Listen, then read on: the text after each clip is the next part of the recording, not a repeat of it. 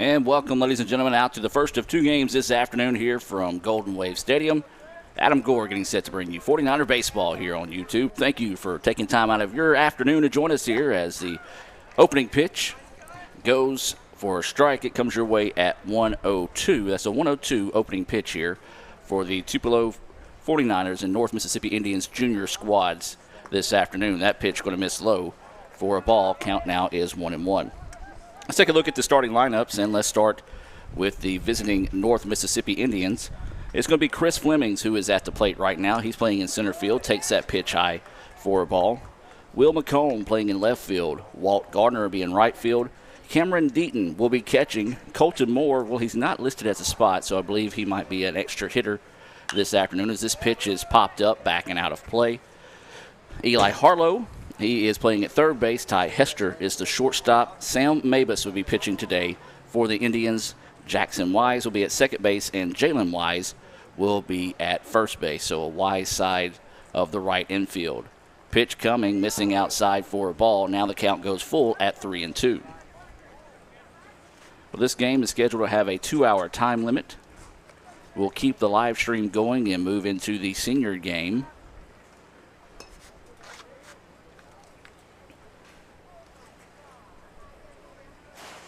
There's a hard hit ground ball right side. Second baseman couldn't come up with it. And that's going to be an error. E4 on the play there. Just took an awkward hop on him, ran up his arm, and couldn't quite find it quick enough as the speedy Fleming reaches to start things off here.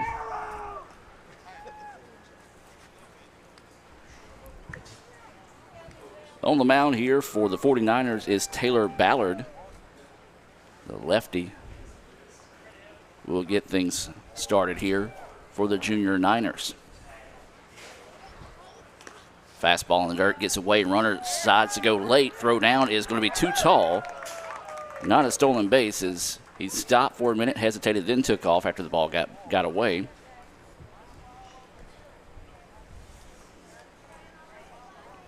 This is Will McComb at the plate. He's playing in left field today. If you're going to be in the outfield today, you want to be in the left field. Anything to the center or right side of the field, you're going to be looking back into that sun. As that pitch missing low and inside. Still have to battle the sun a little bit out there in left, but not as bad as the other two positions. Wind is blowing, basically looks like foul pole to foul pole. Dimensions at the ballpark, 310 down the lines, 345 to the gap, 375 to dead center. Let's call them shifting winds because it's shifting, almost blowing out left center. Did see a home run last night out to left center. Actually, a couple of them yesterday. One of them bounced off the scoreboard as well. 3-0 pitch coming, and it's in there for a strike. Taking the whole way that time was McComb. Walt Gardner, the right fielder, is on deck.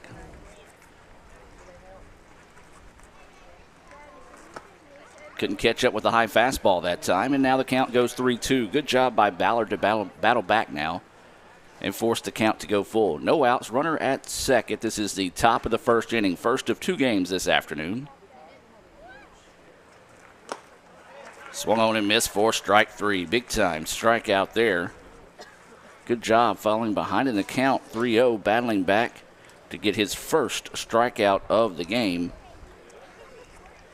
And so now with one away and a runner at second base, this will be Walt Gardner, the right fielder, coming to the plate here for the Indians. Fastball couldn't catch up with it. Good pitch that time. 0-1 is the count here to the right fielder, Gardner. Cameron Deaton is on deck. Ball in dirt, gets away, and the runner will head to third.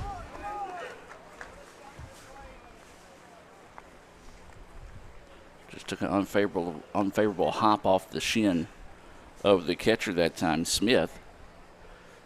Now the runner a hit away from putting the Indians on the board here to start the inning.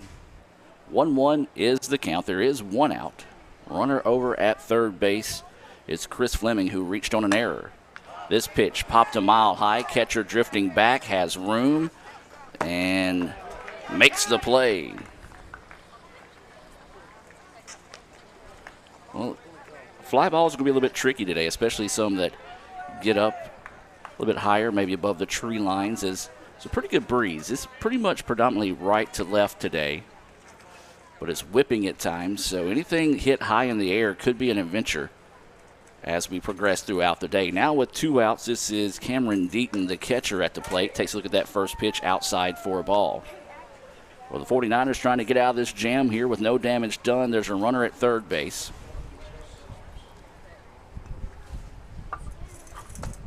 Swings and misses at a high fastball. 1-1 now is the count. We don't want to remind you during the exchange in innings, we will mute the microphone but keep the camera live. As this pitch is popped up, it's going to go to the right side and it's going to get out of play. The reason we're going to do that is so we can try to avoid any music infringements that might knock the feed off of YouTube. So if you happen to be listening and it goes mute all of a sudden, then that's all that is. 1-2 now is the count here to Deaton, the catcher. Runner at third, pitch coming. Swung on and missed for strike 3. Big time strikeout there to end the inning and gets out of the inning with no damage done. 0-0 as we head to the bottom of the first. Back with more right after this.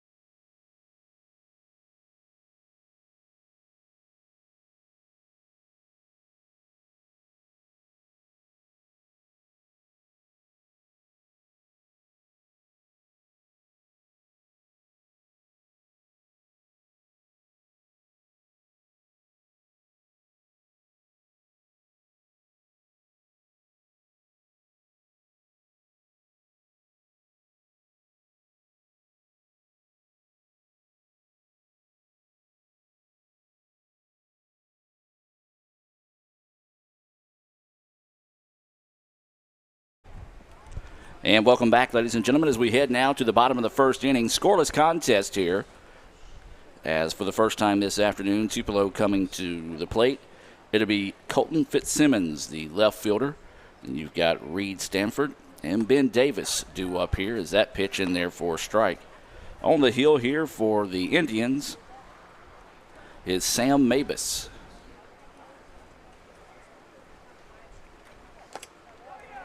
And Mabus quickly getting ahead of the count now here on Fitzsimmons. 0-2 is the count. So you've got Fitzsimmons, Stanford, and Davis due up here in the bottom of the first. Ball missing outside. Not a bad spot to miss that time. A breaking pitch that got low into the dirt with a 0-2 count. Nobody on base to really matter if it gets away, and it did.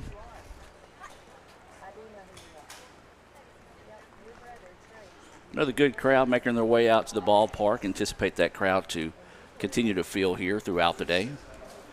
Seating in the shade a premium this afternoon as it is hot and humid. Surprise, surprise. It's one thing that we talked about the college this season was any other year when you're having baseball and softball games, as there is strike 3 called on Fitzsimmons as he goes down looking. But any other year when you have baseball and softball when it's not being postponed due to COVID. You're going to have rain. It's going to be 30, 40 degrees. But this season would have been the ideal season to be able to play. It was absolutely beautiful. Temperatures were great. And now that when we do get out to play some baseball, guess what? It's back to normal. Rain, 90, 100, 200 degrees temperature. Take your pick. One of these days, Mother Nature is going to learn how to appreciate baseball. That pitch fouled off. 0-2 now is the count here to Reed Stanford, the third baseman. Indians in red, Niners in blue. Is that pitch missing for a ball? 1-2 now is the count.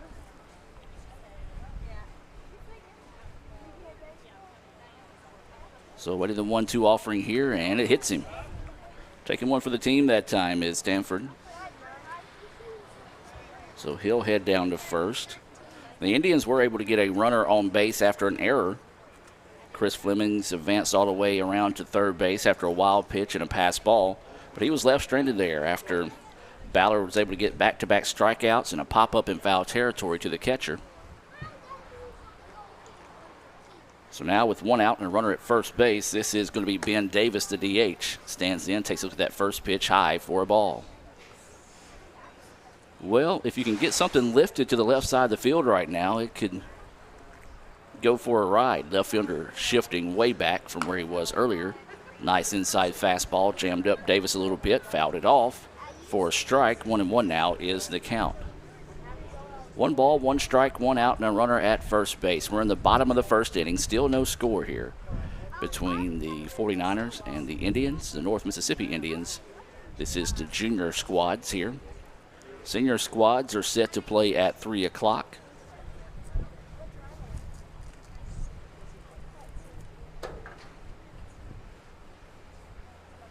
That pitch goes high. Thought about the snap throw down to first, but the first baseman wasn't there, so no throw.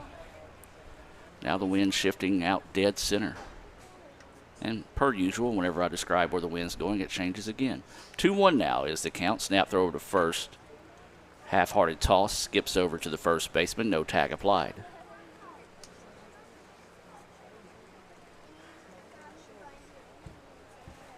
Two-1 is the count. Pitch coming. Inside 3-1 now. Just not really getting on top of that fastball right now.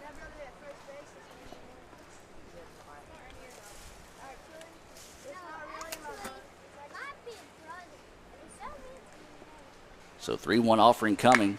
Ripped. If it stays fair, it's trouble. And oh, just foul down the line. Foul by maybe a foot. The way that one was running, it was going to run away from the outfielder. And extra bases for sure, possibly a run put on the board. But instead, now it goes 3-2. So Davis is going to have to choke up on the bat here and protect the plate, as Mavis trying to find the second out of the inning. Instead, walks him. So a hit batter and now a walk. We'll put runners on first and second. This will be the catcher, Evan Smith, coming to the plate here for the Niners.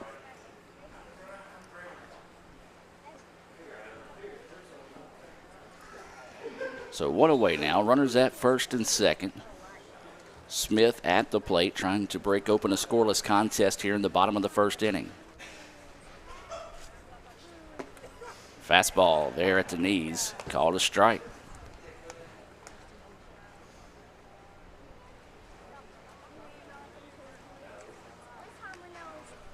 So 0-1 is the count here to Smith. And now pitch on its way, and this one right back up the middle if it's going to get through. No, what a great diving effort that time, but just couldn't come up with a throw. That's going to go for a base hit there for Smith. What an effort on the part of Hester just to be able to get a glove on that one straight up the middle. Tried to pop up and give the throw, but it just wasn't there. So now bases are loaded. Runner coming into the game here for the catcher. That's going to be number 17 coming in for the Niners, and that's going to be Isaac Smith. This pitch lifted, foul territory, third baseman giving chase, but just couldn't find it as he looked back into the sun. So a break there for Cade Ham. Bases full of Niners right now. 0-1 is the count to Ham. He is the shortstop. Looks like the Indians are getting set to get someone loose in the bullpen.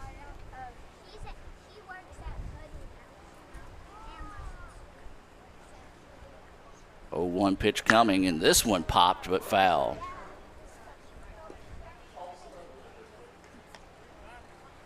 Well, Cade has put 2 solid licks on the ball, but just have been in foul territory on these previous 2 swings. Now finds himself behind in an 0-2 count.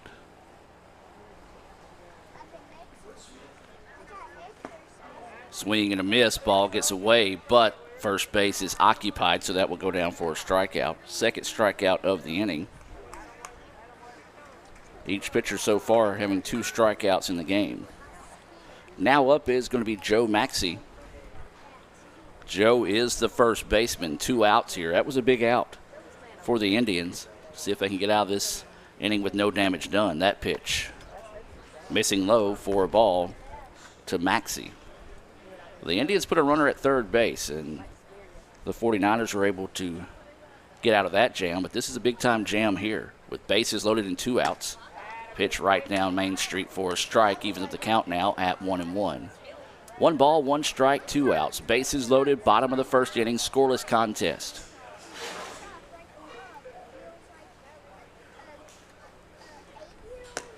Fastball drifts high and out of the zone. 2-1 now is the count. Goggins on deck if Maxey can find a way to reach here. 2-1 pitch coming. Swung on, it's through the gap. This is going to score 1. Are they going to try 2? They are. The throw is going to be up the line, though, and that's going to go for a 2-run single. Go back and look at that one on the replay, and rolling the dice there. A good throw would have made it interesting, but testing the arm there and was able to score Stanford and Davis. And Tupelo leads it now 2-0. Runners on the corners with 2 outs. This pitch fouled back, and that's going to be for strike 1. This is Tanner Goggins at the plate. He's playing in center field.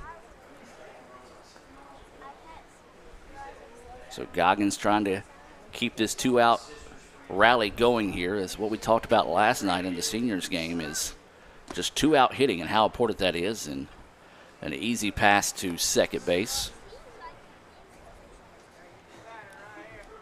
No throw. So now runners on second and third here with Goggins at the plate. Goggins, look at that pitch, and some of the Indians fans wanted that one on the corner. Just couldn't quite get it framed up well enough. 1-2 now is the count. So away to the 1-2 pitch here in the dirt. Ball gets away. Runner's going to come home, and he is going to score with ease.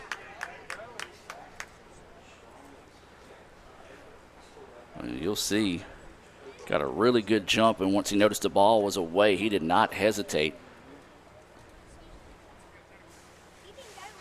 And so that is the 3rd run of the inning. Tupelo cashing in here. Runner was also able to advance to third base as that pitch missing outside for a ball. 3rd run of the inning for the junior 49ers. They lead it now 3-0 here in the bottom of the first. And there's ball 4. So Goggins, being very patient at the plate, draws the 2nd walk of the inning. He now up will be the 8th batter of the inning, and this is going to be Jack Bridges, the second baseman.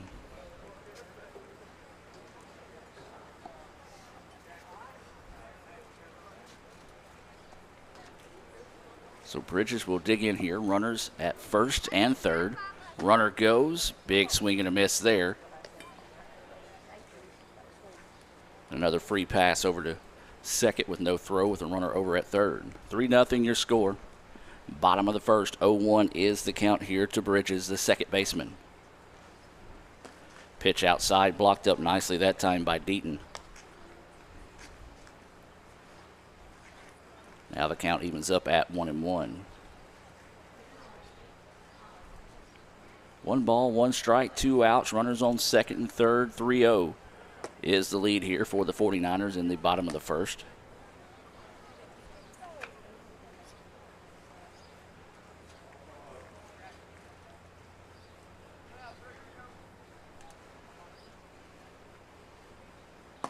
That pitch missing outside. 3-1 now is the count.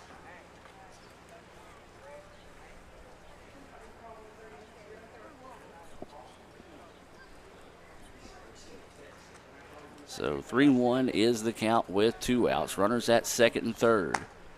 And that pitch clips enough of the corner to be called a strike. So now the count goes 3-2. 3 balls, 2 strikes, and 2 outs. Runners at second and third. So everybody should be in motion on this pitch here. And there's ball 4. Back-to-back walks now. And it looks like we're going to have a trip to the mound here. And maybe a pitching change for the Indians, and that's going to be the case.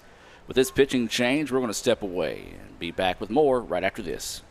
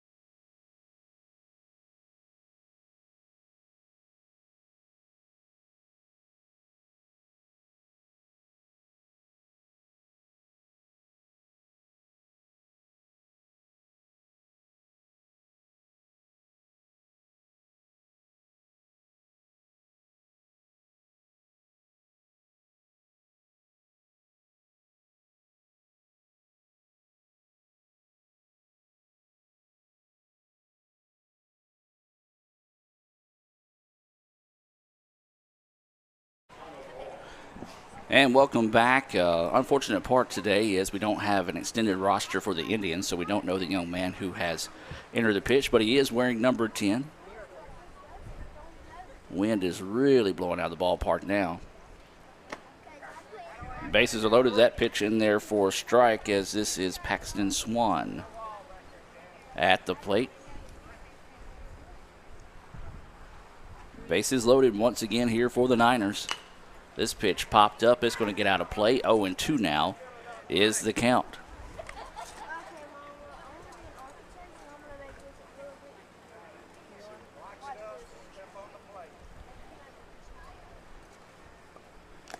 Breaking pitch, a beautiful pitch there, held on by the catcher, and that will go for the strikeout. So the Niners get 3 runs on 2 hits, no errors, and 3 left on base. Back with the second right after this.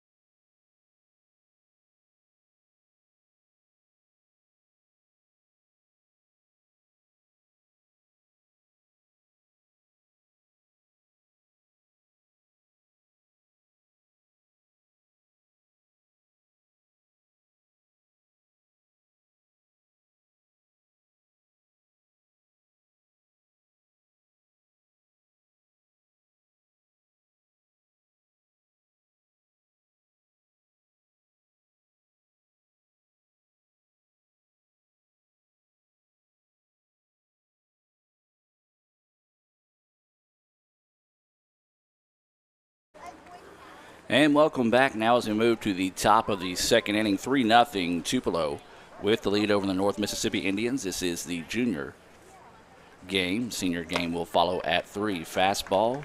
Couldn't check up his swing that time, as this is, I believe, Colton Moore at the plate. As I said, they believe are batting an extra hitter today. Let me just double check my lineup. Yep, that's Colton Moore, so he is the extra hitter today. Takes that pitch for a ball. 1-1 now is the count. 1 ball, 1 strike, no outs. As Colton Moore, Eli Harlow, and Ty Hester are due up. That pitch in there for strike. Still Taylor Ballard on the bump here for the Niners.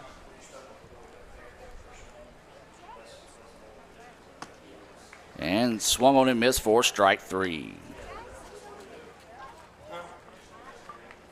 So the third strikeout of the day there for Ballard.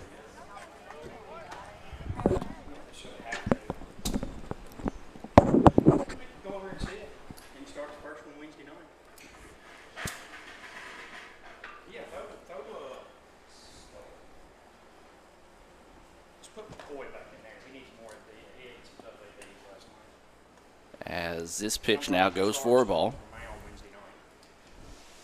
As this is Eli Harlow at the plate.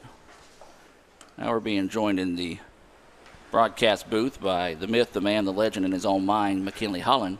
Relax. What's happening, Mac? What's up, dude? Well, Mac, a beautiful day for baseball, hot and humid, but any day you're able to get out right now on the diamond, it's got to be a great day. No doubt, man. We're happy to be here. Happy to work on the field and play on the field, fellowship in the press box. Well, your junior squad right now has got a 3-0 lead and got the bats heated up a little bit there, was able to take advantage of some opportunities. Just talk about this week and just getting back on the field and kind of just tell everybody how everything got started to be able to play baseball. Well, obviously, we've had to follow all the guidelines, and some of them we are following a little more closely than others. Like we're not supposed to do bleachers, but, I hadn't really policed that probably as good as I should. But, we were waiting on Tate Reeves to open everything up, and the governor did so, and we kind of everything went on the timeline like it was supposed to. And we, just getting games together and finding teams that wanted to play, man. And the ones that do, they're here, and the ones that don't, they don't have to. So, got a good schedule. Got a lot of games at home.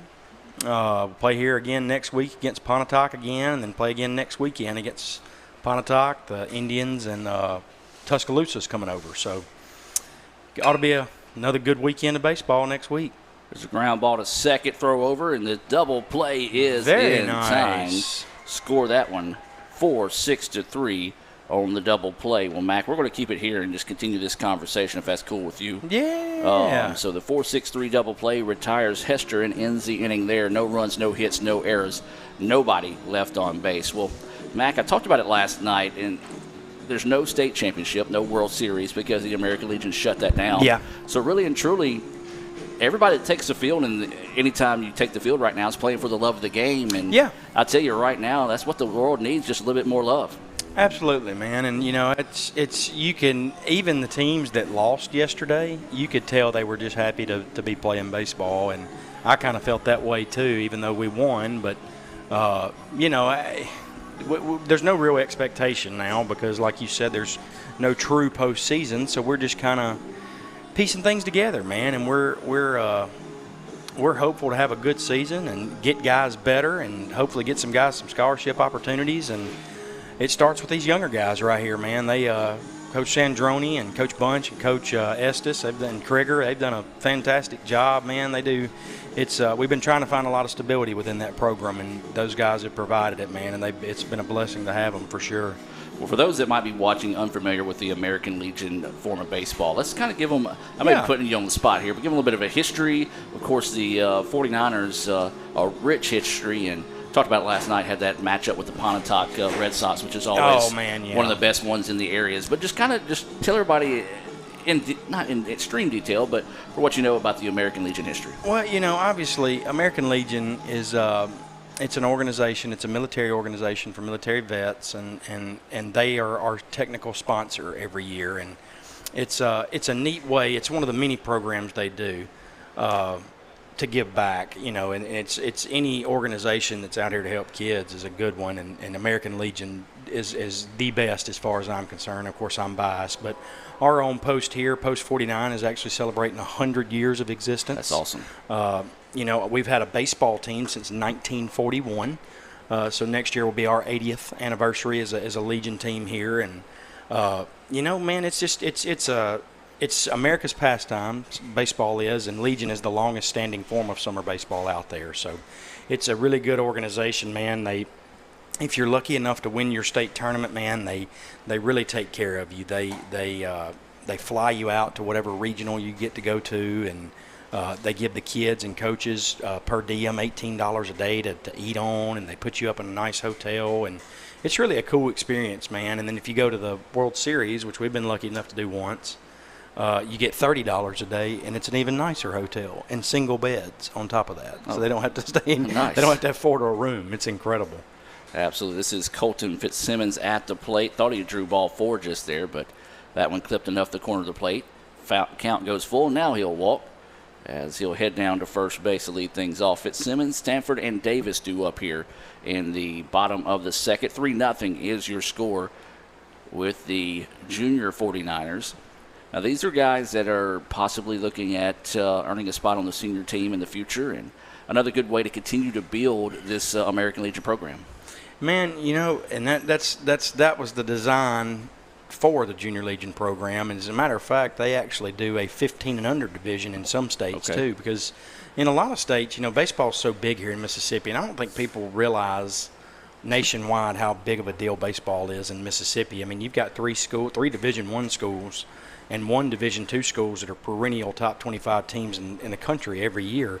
So there's so much talent to go around because, every kid in Mississippi growing up as a baseball player wants to play at State or Ole Miss or Southern or Delta State or one of the unbelievable junior. Mississippi has the best junior college baseball system in America.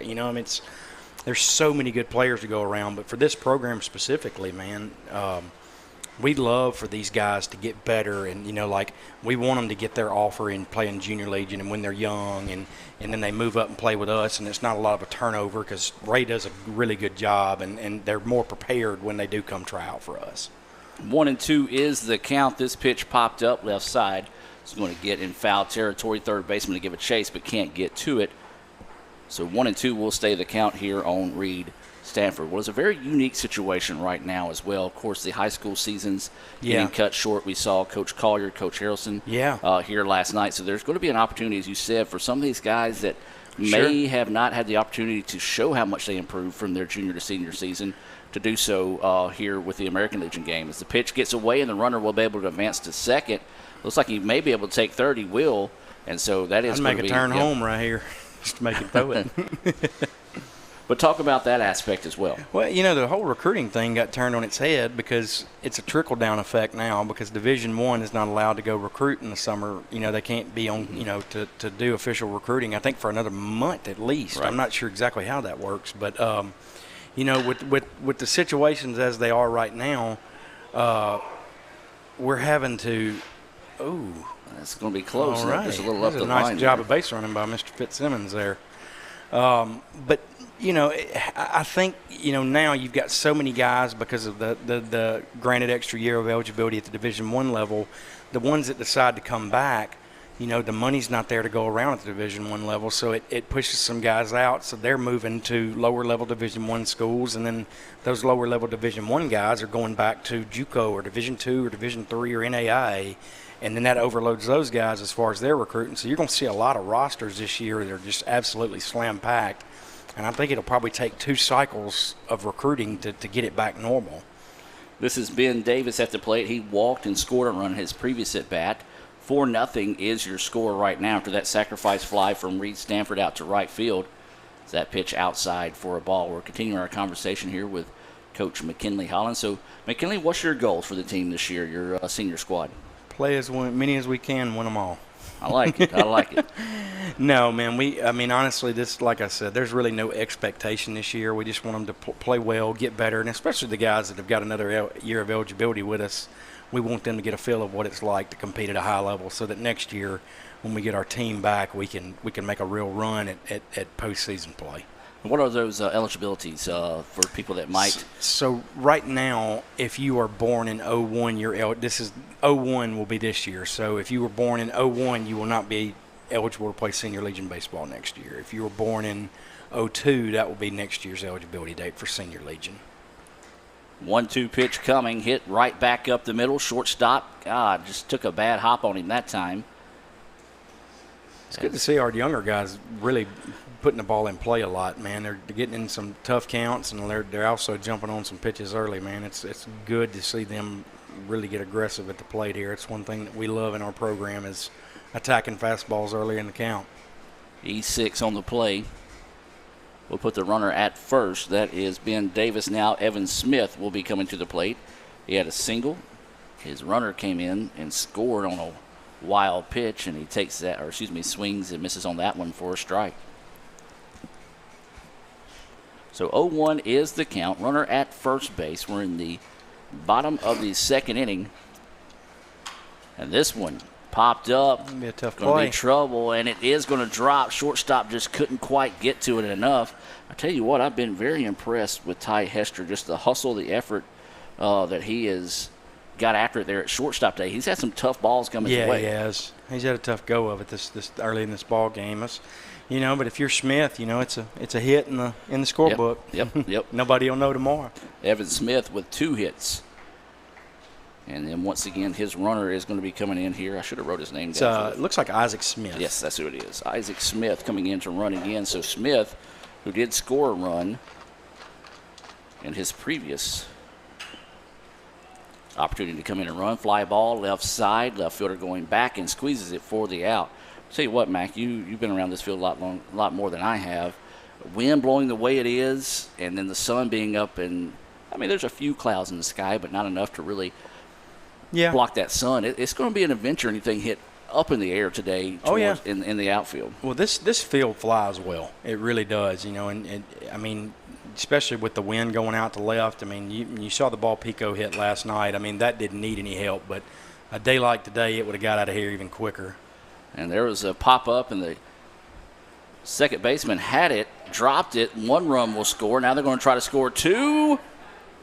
Got him. Ooh, James. That's going to be a close play there. So let's go back and look at that one on the replay. Can you slow it down? Yeah, I'm going to say right here it is. I don't know. So that's going to go for an E4 on the play. After the ball was dropped, 1 run came in. We got a bunch of biased people in this press box. It was close.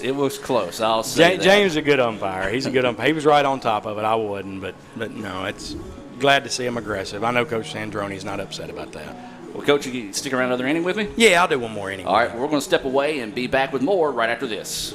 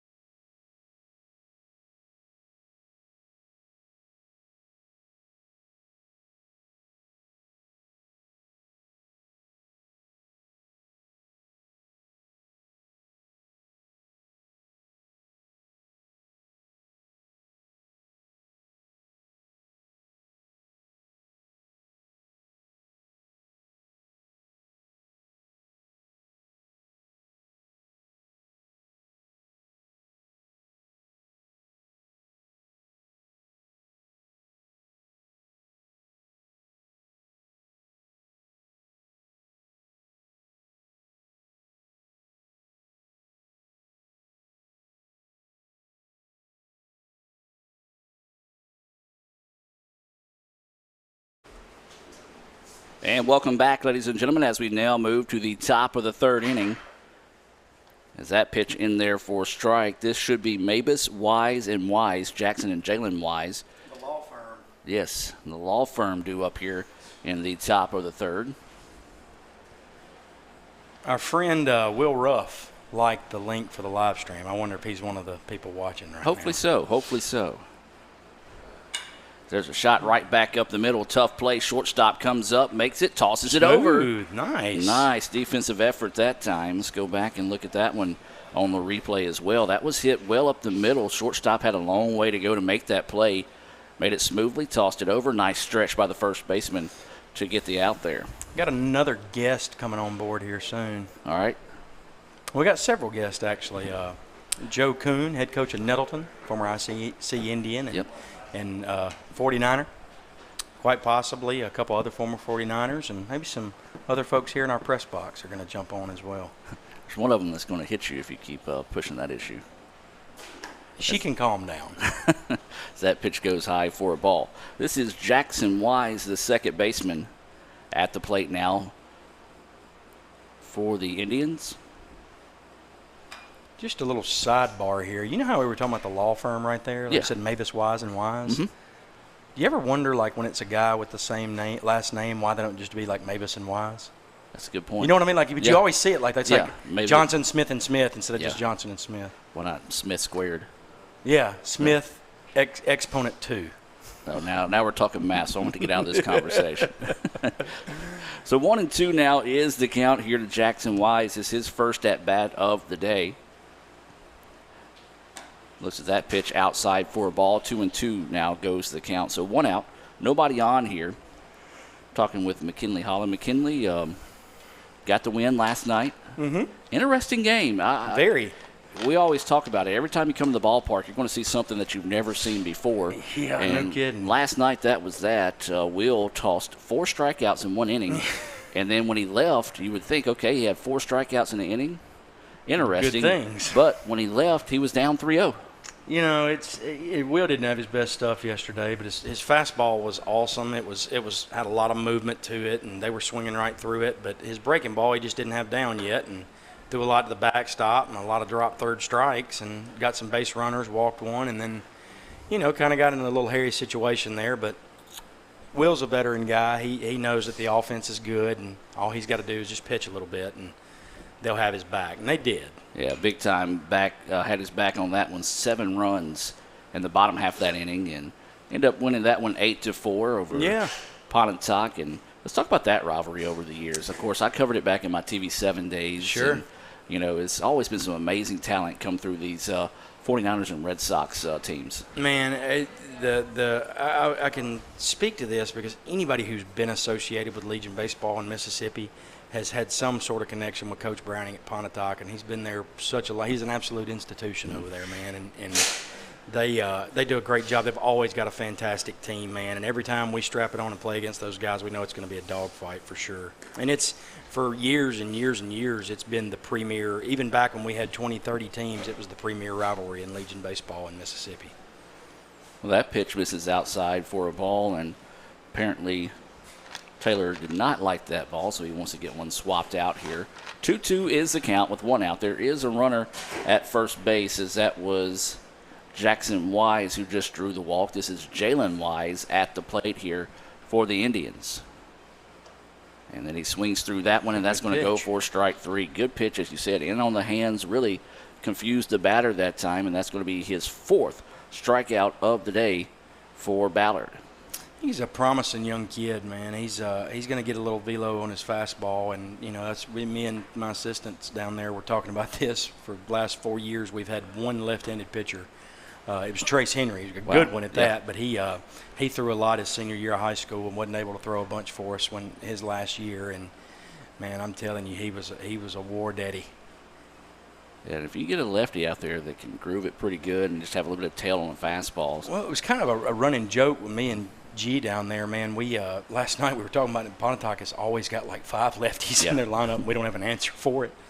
And then every time we play in the postseason, it seems like every team we play has got 4 or 5 lefties stacked, and you're like, gosh, man, all we got's righties. But we've had some good righties, but for sure, man, we love those lefties, especially those strike throwers, man. 2-1 now is the count here. Back to the top of the lineup. This is Chris Flemings, who reached on an error. Pops this one back off the netting. He also advanced on a wild pitch, a pass ball, but was left stranded over at third. That was back in the top of the first. So it was no runs or no hits, one error in the first.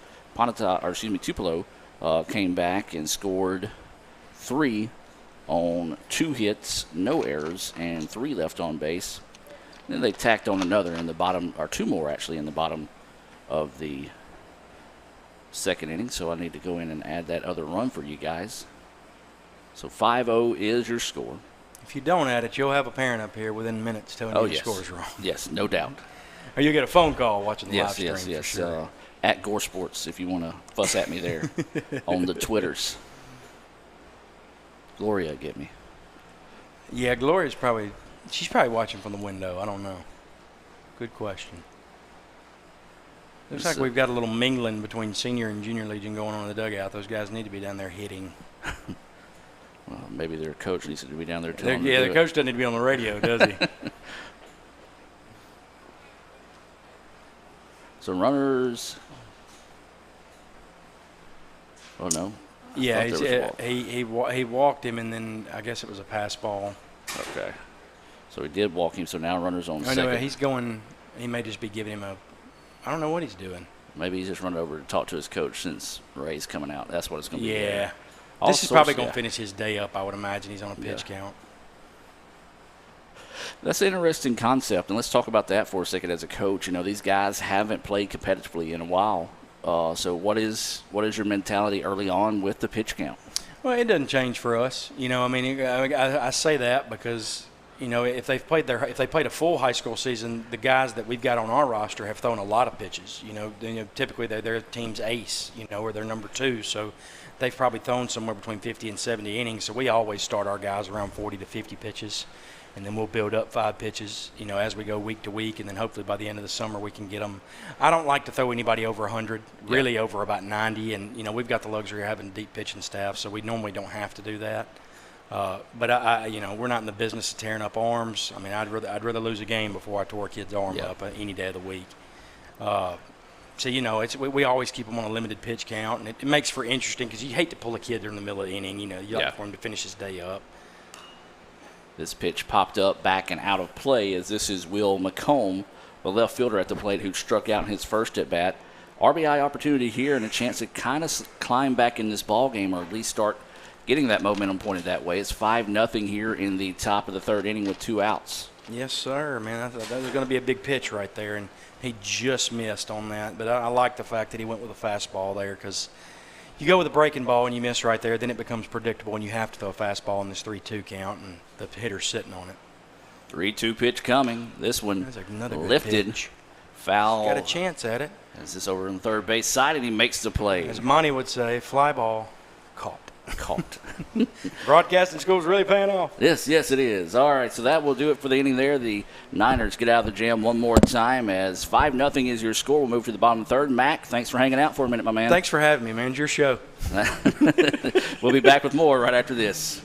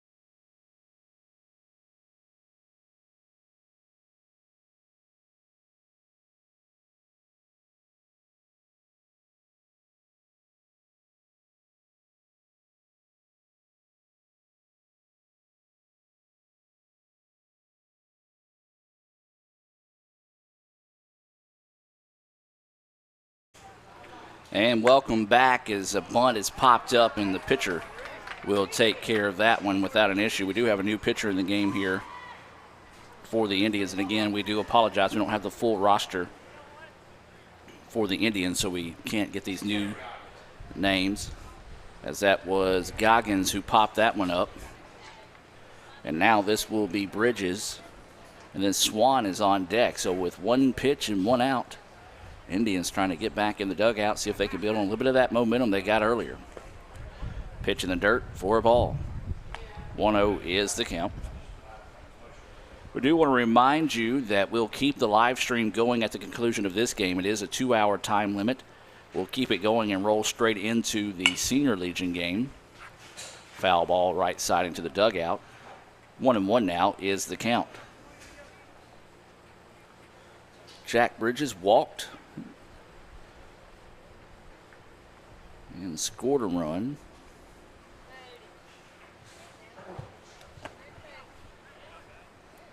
That pitch missing. 2-1 now is the count.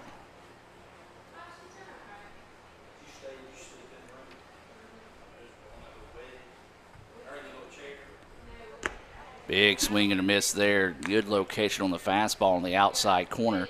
Just couldn't find it. Evens the count now at 2-2. 2 balls, 2 strikes, 1 out. Nobody on here for the 49ers. We're in the bottom of the 3rd inning. Breaking pitch, and just couldn't quite get the call there. Catcher held on to it a little bit long trying to get it, but home plate umpire didn't like it. 3-2 now go to the count.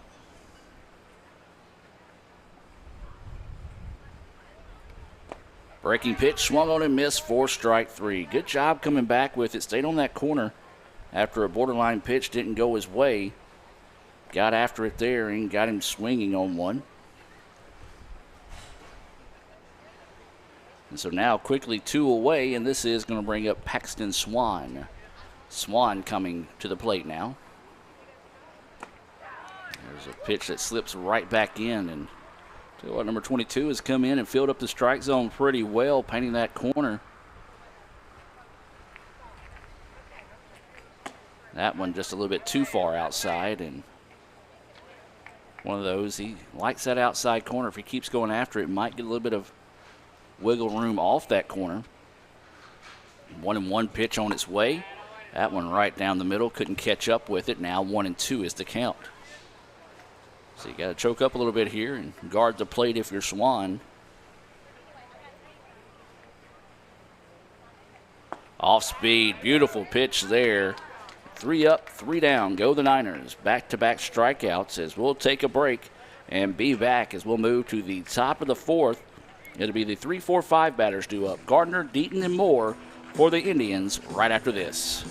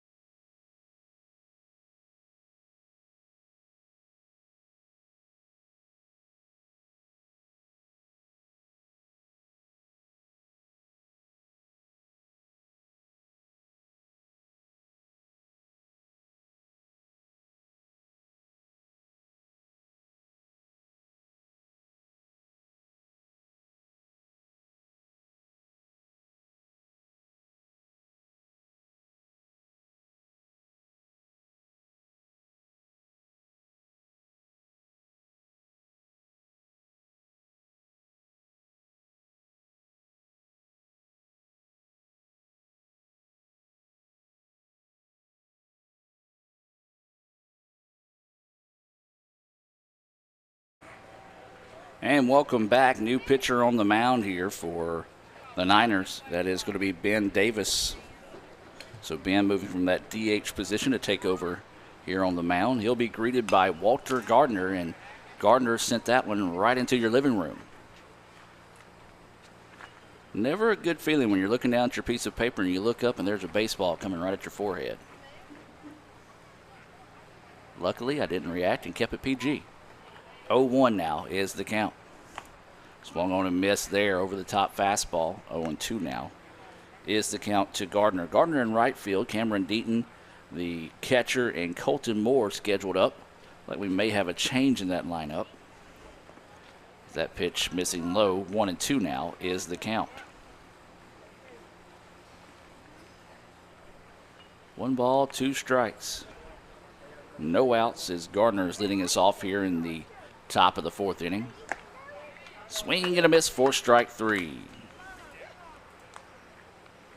a look at that one on the replay.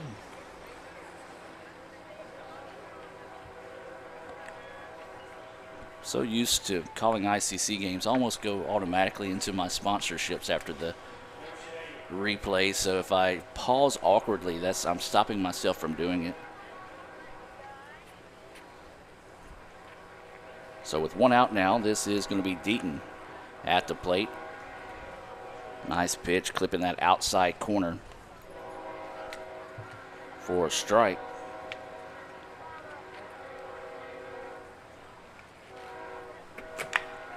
Ground ball, left side, shortstop comes up, tosses it over, and no. A little slow roller gave Deaton just enough time to get that hit in there. And that's going to be the first hit of the afternoon for the Indians. Now this is going to be number 35 coming to the plate. Again, we don't have the roster for the Indians, so we do apologize for not being able to bring these new names your way. And big swing and a miss there on a high fastball.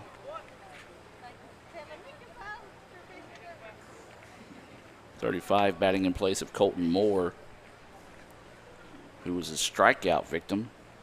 3 of 4 strikeout victims, that is, for starter Taylor Ballard. Throw over to first, not in time.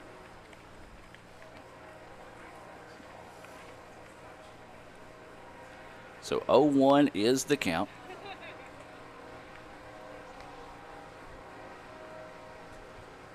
That pitch missing outside for a ball. Evens us up now at 1-1. Wind staying steady, not gusting as hard as it was earlier, but still that right to left breeze. This pitch jammed him, fouls it off, and gets out of play. 1-2 now is the count. Yeah, that one, you saw the batter shaking his hand. That one's one of those, you know it hurts.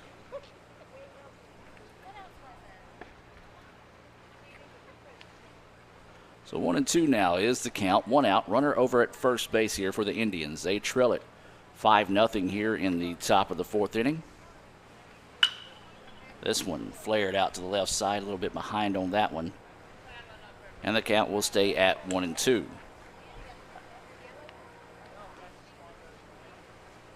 Again, we remind you to stay tuned. At the conclusion of this game, we will leave it here, break away just for a few moments and let them get ready for game 2. Then we'll have the Senior Legion game coming your way. So got a little bit of business to take care of. We got a 2-hour limit here. Just surpassed the 1-hour mark. As that pitch fouled back. Catcher couldn't quite hang on to it that time, so number 35, as we said, don't have the roster for the Indians. He will live to see another day. Back when I first started television, whenever I would run into these situations, I would just make up names for people. Learned in a hurry that wasn't a good idea. Got plenty of upset fans sending, or not fans, I guess, if they're upset, but plenty of people that was like, that wasn't my baby's name. That pitch missing high and outside. 2-2 now goes the count. But you ran into that back in the day. You didn't have the rosters, so what I did was I just made a list of guys I went to school with. and just assigned random numbers. And that's more than anything, they got upset because, like, man, why are you making me a lineman? Why can't I be a running back? And I'm like, you're built like me, that's why. So that pitch fouled off. 2-2 now is the count. 2 balls, 2 strikes, and 1 out. Runner at first base. That's Deaton.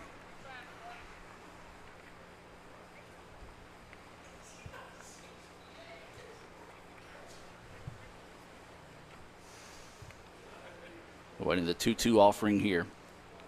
Breaking pitch just a little bit too tall. 3-2 now goes the count.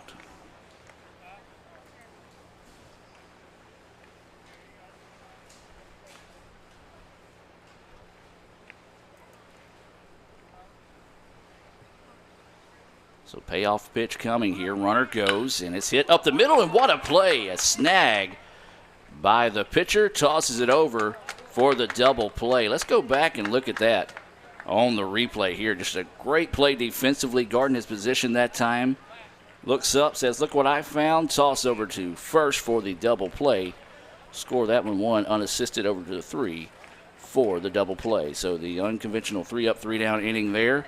We'll take a break and be back with at the bottom of the 4th inning. It'll be the top of the lineup due up. Fitzsimmons, Stanford, and Davis for the 49ers.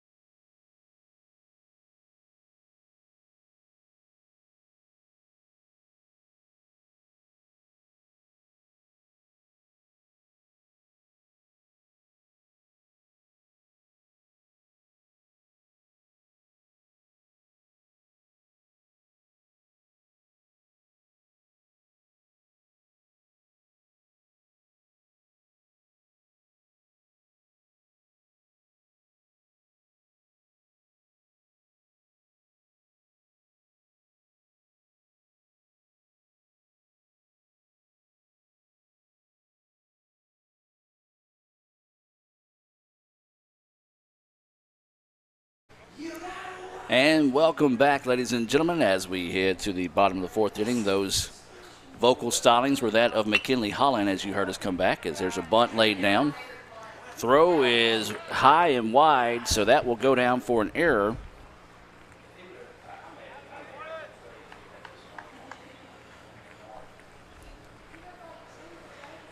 So, surprise bunt, and good throw would have had him, but as we said, caught him off guard that time, threw the ball into right field, so Fitzsimmons gets the error, or reaches on the error, I should say. As this pitch fouled off left side up the hill for strike 1. This is, I believe it's still Reed Stanford.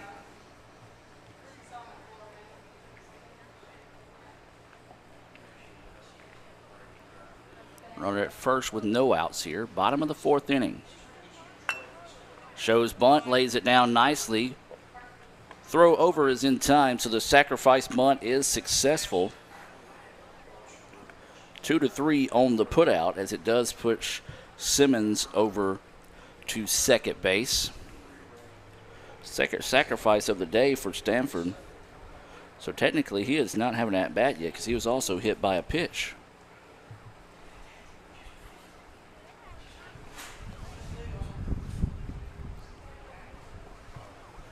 And this is going to be Davis at the plate. Ball gets away. Runner is going to head to third on the pass ball.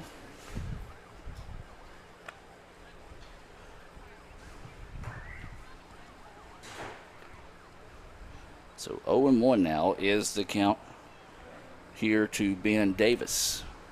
Davis reached on the error. He's walked and scored a run. Fouls that one off, and he goes for a strike. 0-2 now is the count.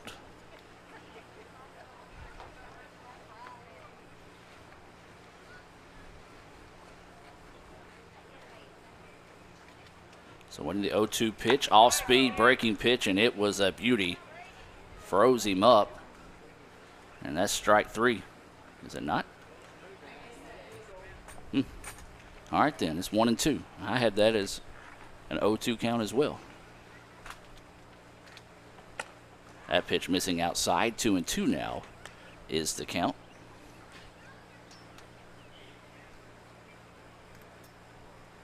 So 2 balls, 2 strikes, 1 out, and a runner at third base. 2-2 offering coming. This one blistered center field. Center fielder's going back, and he's going to be over his head. So this should be a stand-up double, as that's what we talked about. That wind is going to be heck today. So let's look at that on the replay. I'm just going to go ahead and get it out of my system on the Little Caesars instant replay.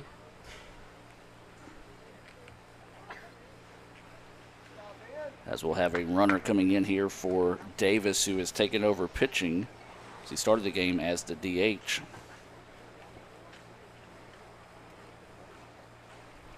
Luke Carpenter coming in to run. This pitch popped up, is going to get out of play.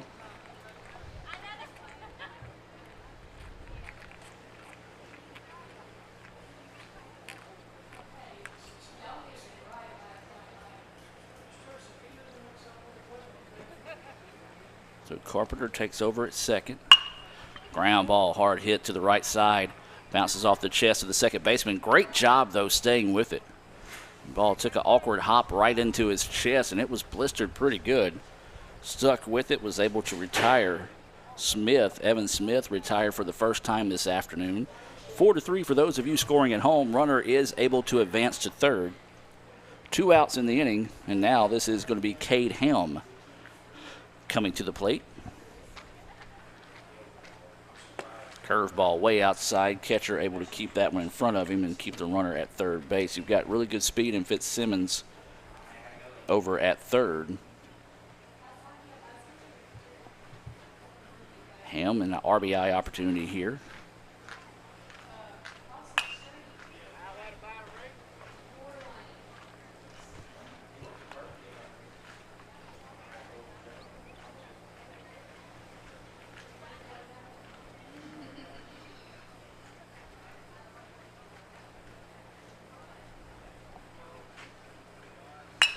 There's a shot to the gap. This is going to fall, and it's going to score a run. It's going to go for a double. Excuse me, that's actually the second run of the inning scored there. So now it's 7. So that was Davis that came across to score. Davis doubled to score Fitzsimmons. And that's going to be a 2-out double off the bat of him. And that scored Luke Carpenter. So now it's 7-0. That pitch missing high and outside for a ball. This is Maxey at the plate. 0 for 2 in the day. Drove in a pair of runs with a single in the first. Reached on an error. Swing and miss. The ball gets away. Runner's going to head down to third, and he's there. 1-1 now is the count.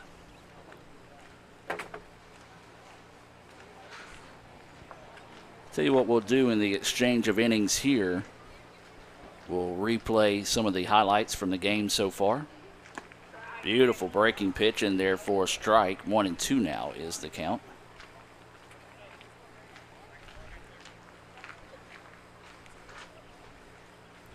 One ball, 2 strikes, 2 outs, runner at third.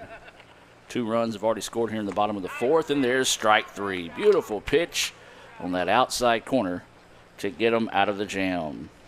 2 runs on 2 hits, 1 error, and 1 left on base. We'll take the timeout, take a look back at some of those replays here from the Junior Legion game between North Mississippi and Tupelo.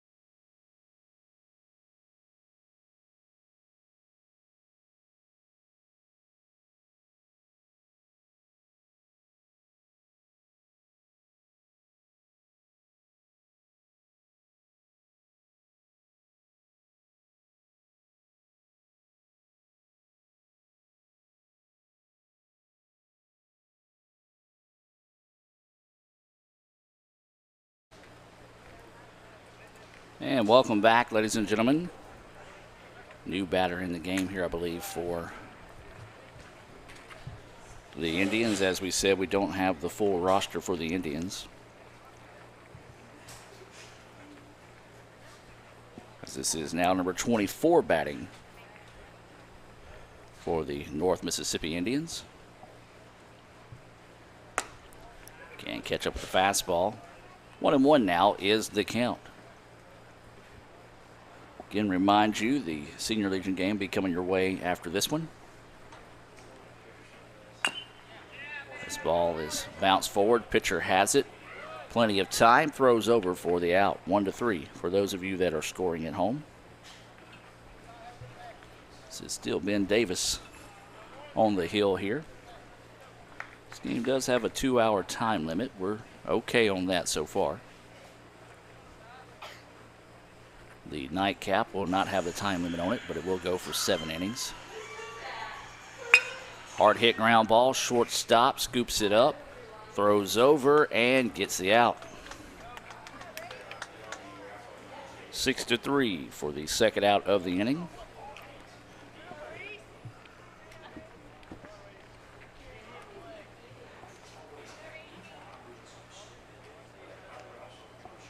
That was Ty Hester on that previous at bat. New batter here again. This is going to be number 22. Swings on the first pitch he sees. Ground ball, shortstop, throw over in time for 3 up, 3 down inning. No runs, no hits, no errors, and nobody left on base. We'll head to the bottom of the 5th right after this.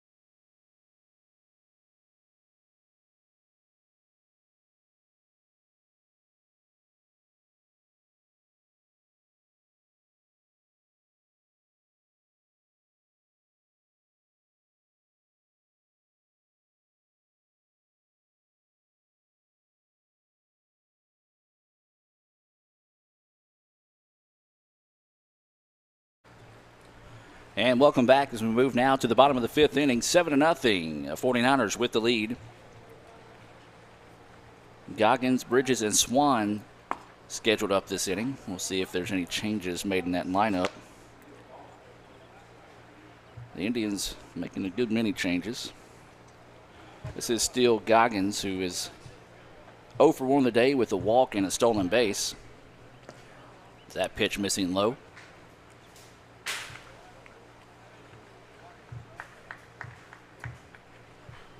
See Coach Bunch hustling down to first base in that exchange of the innings there.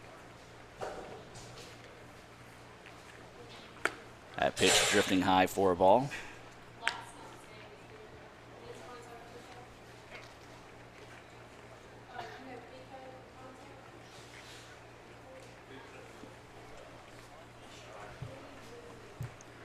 And that pitch missing for a ball as well. So for the second time today, Goggins will get on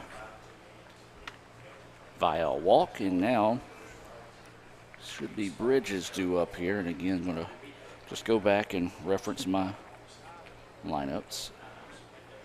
And it is Jack Bridges, who is 0 for 1 the day with a walk as well.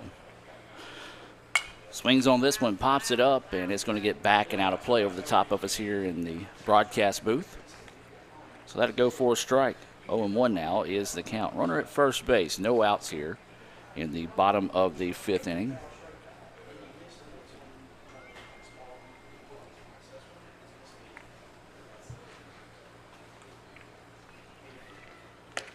That pitch just across the lettering for a strike, and Bridges didn't necessarily agree with that call, but 7-0 sometimes pitches that up. It's going to get called a strike. So 0-2 now is the count now here to Bridges. He's going to pick off move over to first, a half-hearted toss, and gets back standing up. 0-2 now is the count. No outs. Runner at first base. That's Goggins, who drew a 4-pitch walk. Big swing and a miss there for strike 3. Well, Bridges didn't leave any doubt on that one. He liked the pitch, just couldn't locate it. Second time today, he's going to go down on strikes. So now with 1 out, this is going to be Swan coming to the plate. Swan 0 for 2 with a pair of strikeouts. Runner goes, and he'll get there as the ball popped out of the hands of the catcher. So that'll be a stolen base for Goggins, his second stolen base of the day. Pitch goes for a ball. 1-0 is the count.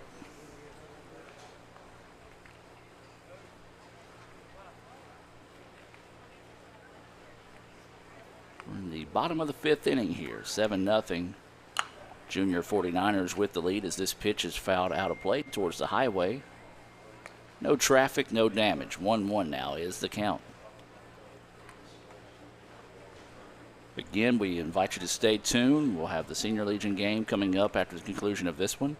It's scheduled to start right around 3 o'clock.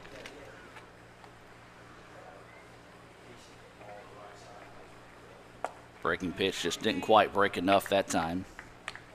2-1 now is the count.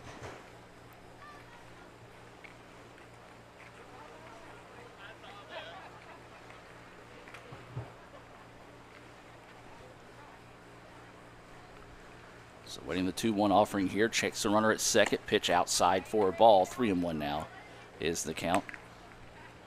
We can tell the runner at second has gotten in the head of the pitcher as he spends a lot of time staring him down and just not really getting turned over to the plate quick enough when he's set to deliver. This time throws that one across but fouled off. No oohs and ahs out of the crowd there, so apparently did not hit a vehicle. As the count goes full now, 3-2 here to Swan. Swan looking for his first hit of the day, as we said, 0 for 2 in the day with a pair of strikeouts, both of those swinging. Waiting the 3-2 offering here. And gets him again for strike 3, second out of the inning. That is going to be the third strikeout of the day for the pitcher. As we said, we don't have the names. Actually, that might be his fourth. Don't have the names of the players that have come into the game for the Indians. So back to the top of the lineup here in Fitzsimmons. Fitzsimmons reached on an error, advanced on a pass ball, and scored a run. He also walked. Took a couple of bases after the throw for the pitcher on the pickoff got away. Eventually came around to score after walking there, and he also struck out looking in his first at bat of the day. Breaking pitch. Slider just falls a little bit too low. 1-1 now is the count.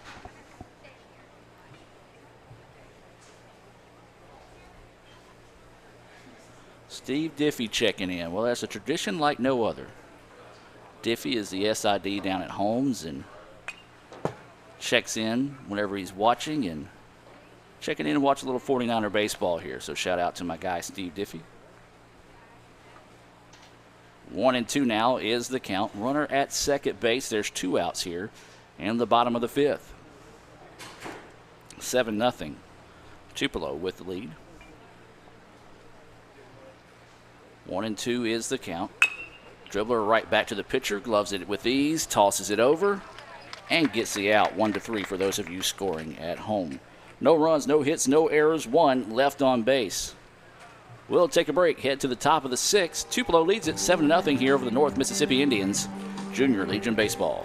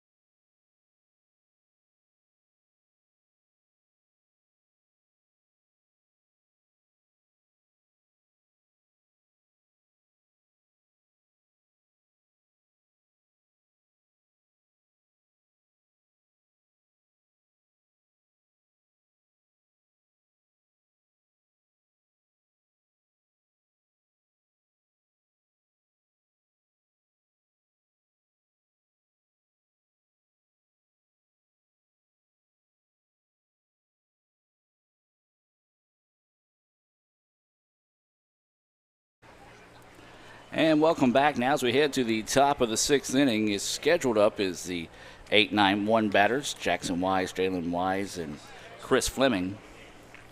We'll see if that is still the lineup here. As we said, we don't have that full roster for the Indians, so we do apologize if any of their fans are watching and we don't have that information for you.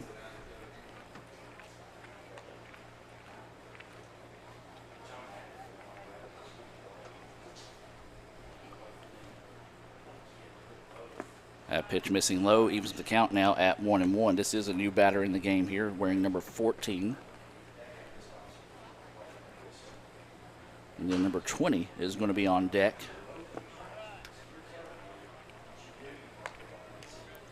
So 2-1 now is the count.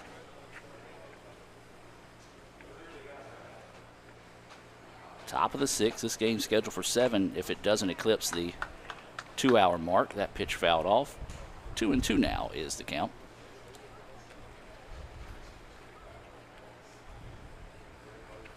Two balls, 2 strikes, no outs. Leadoff batter here. As he swings at it, gets away, throw down to first is in time. Good effort, scatting down the baseline that time, just couldn't quite get to it. Good throw, 2-3 on the putout. Now up is going to be number 20. And then we'll have a new batter on deck in place of Chris Flemings. It's going to be number 18.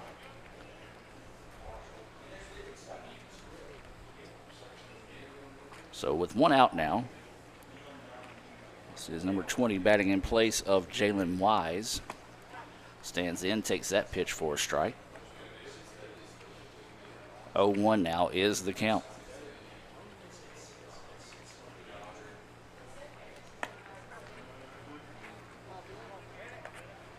So that pitch goes for a strike. 0-2 now is the count.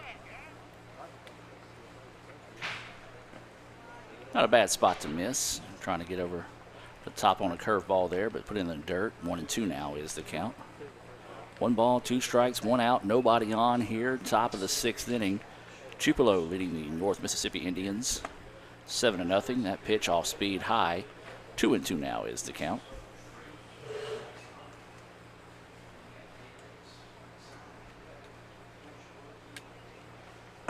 And there's strike 3. Beautiful pitch right down the middle. Got him looking at that one. Back-to-back strikeouts now for 2 outs in the inning.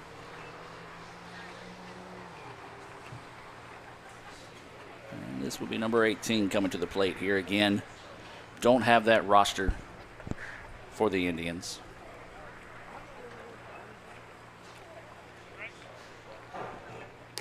That pitch drifts high for a ball. 1-0 is the count.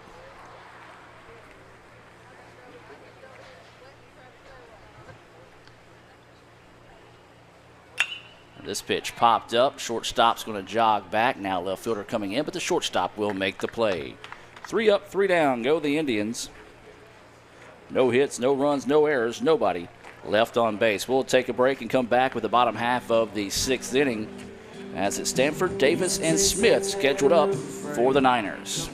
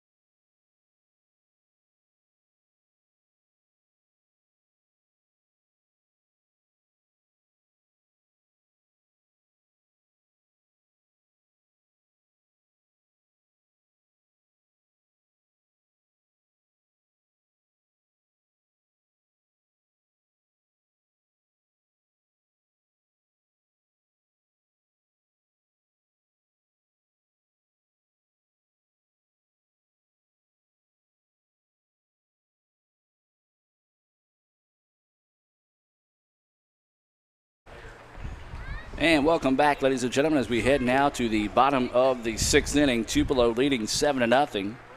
That pitch goes high for a ball.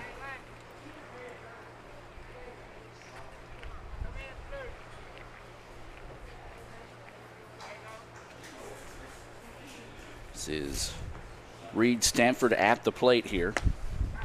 That pitch at the knees called a strike. A little bit of the wind picking up out there in front of us.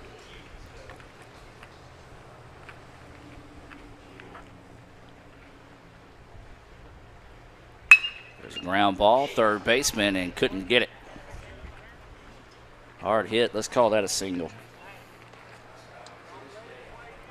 That one just got on top of the third baseman before he was ready for it, and had to go for a hit there for Stanford. Stanford's had a pretty good day. He's got a sacrifice fly with an RBI, a sacrifice bunt. He was hit by a pitch, scored a run, and then was able to get that single there for his first official at bat of the day.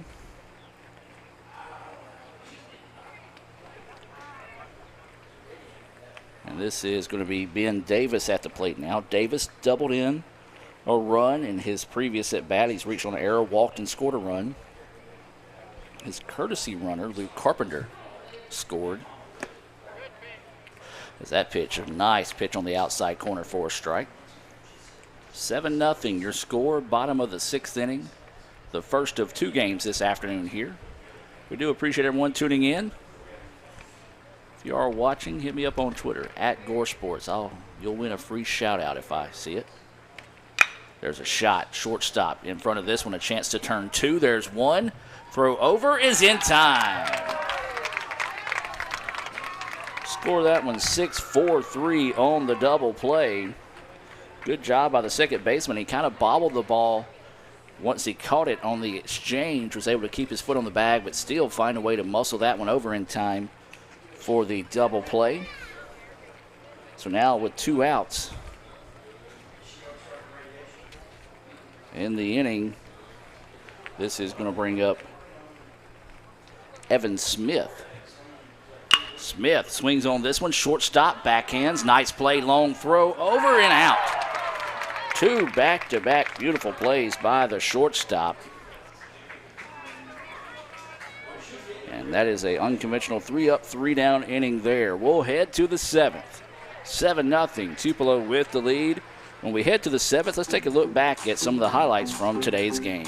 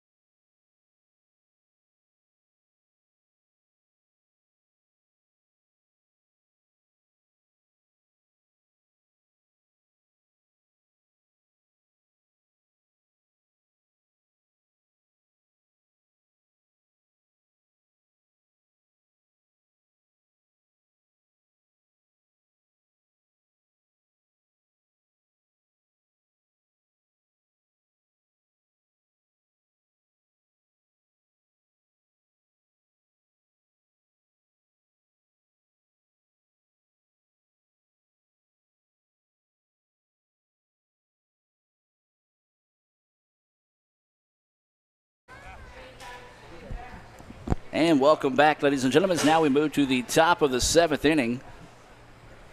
Tupelo looking to close the door on this one.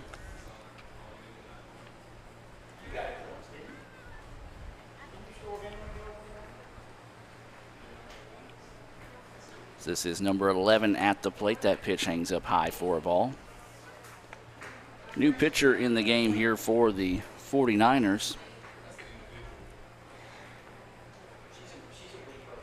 This is Drew Combs. So Combs coming in to close the door here for the Niners. We talked with Mac earlier in the game. Of course, he's getting geared up for the Senior Legion game coming up next. We'll keep the live stream going, so we'll just kill the sound, and then we'll try to figure out about when that opening pitch should be, as that's going to be a leadoff walk. Now up will be number 15 for the Indians. So no outs, runner at first base.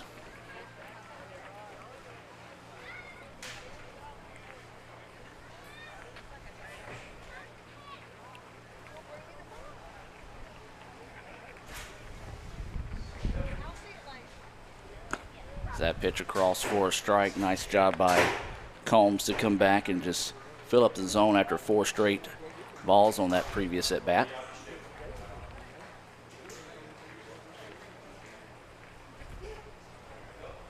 Wind really blowing out dead center now. Couldn't catch up with the high fastball there. 0-2 now is the count to number 15.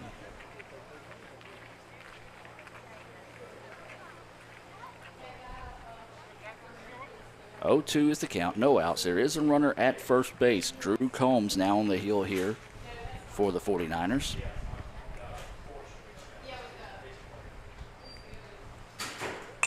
This one fouled back out of play, and we'll stay at 0-2.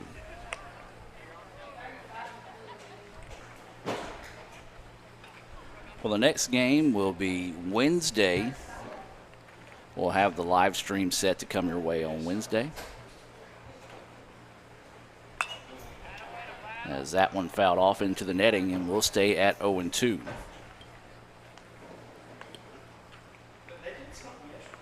It'll be Pontotoc and Tupelo getting back together on Wednesday night. Of course, again, as always, weather pending. As we talked about, when we're normally playing high school and collegiate baseball, the weather has been absolutely beautiful. That goes down for a strike. So he fouled it off, but the catcher was able to hold on to it. But yeah, going back to that point, it was absolutely beautiful weather. Temperature-wise, weather-wise, any other time it would have just been raining and just miserable. And now that we do have some form of baseball back, it's heated up into the upper 80s, lower 90s, and humidity is right about 600%. As there's a swing and a miss for strike 1. This is number 8 now at the plate for the Indians. They're getting plenty of guys some at-bats here in this game. 0-1 is the count. Runner at first base. Can't hold off the high heat there. 0-2 now goes the count.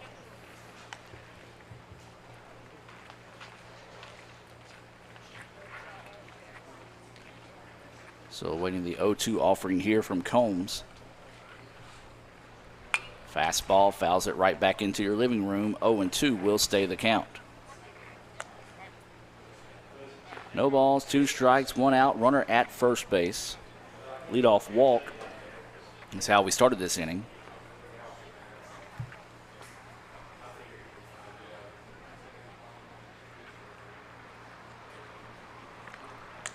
Change up, fouled off and off the arm of the catcher that time. One of those he was just able to find just enough of the ball to keep the at-bat alive. And we'll stay at 0-2. Nice battle at the plate right now. That's about the 3rd or 4th foul ball in this at-bat. So Combs trying to find a way to win the battle or see if they can get somebody on here. Waiting the 0-2 offering. This one popped up back and out of play. So battling at the plate right now is number 8.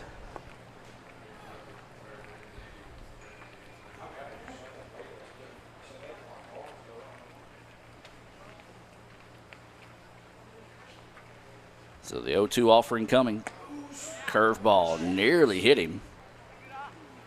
Hangs in there. And it goes for a ball. 1-2 now is the count. This is the 9th pitch in this at-bat.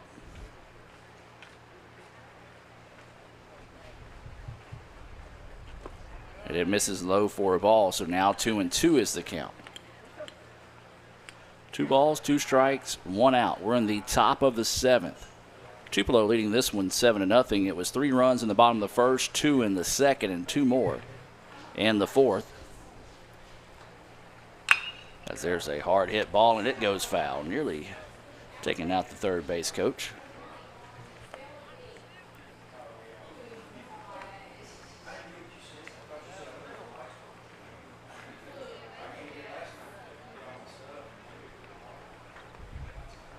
So 2-2 is the count, 1 out. Runner at first base. This has been quite the at-bat here. 2-2 pitch coming, and this one fouled right back into your living room again. Kind of wish I had this guy's name, as he has done a great job of keeping this at-bat alive.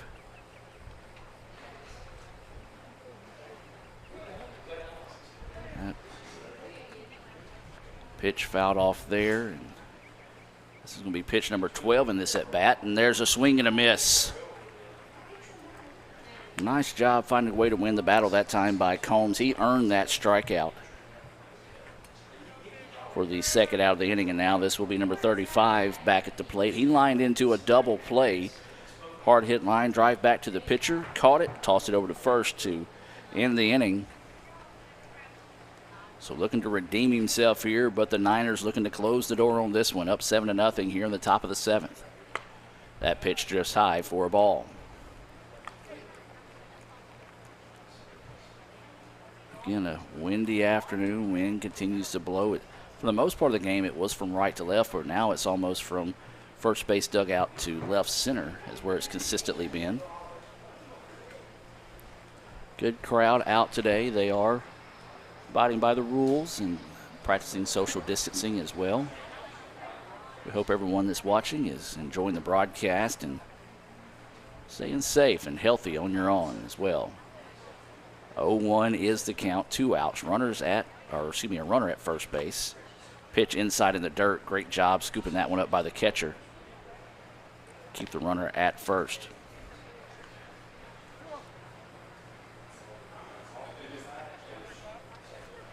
Number 24 is on deck for the Indians.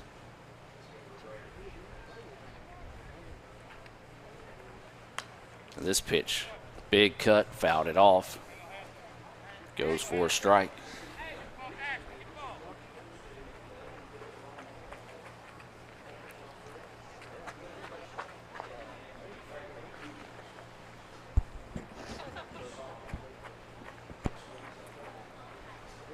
So 2-1 is the count here. Runner at first base, 2 outs. Top of the 7th, Tupelo leading 7-0. That pitch drifts outside for a ball. 3-1 now goes the count. Well, if you're 35, you load up looking for a fastball right here. See if you can't come in with a little bit on his hands, though, if you're Combs. Instead, that one he did try to get the fastball, just couldn't get on top of it and drifts high for a ball. Second walk of the inning. 2-out walk now will bring up number 24 here in the top of the 7th.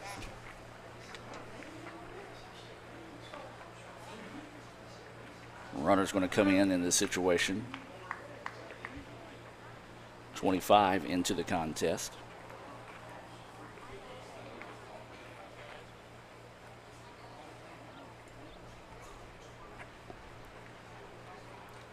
So 2 away, runners at first and second. As this pitch popped up, center fielder's going to jog over. This should do it, and it will. Fly ball out to center field, and that will do it. Tupelo picks up the 7-0 win here. Take a look at your final line. No runs, 1 hit, 2 errors. 7 runs, 6 hits, 1 error, and the contest. So we'll step away, take a look at some of the highlights of today's game, come back and look at some stats and more. So let's take a look back at some of the highlights of this afternoon's contest. Tupelo wins 7-0.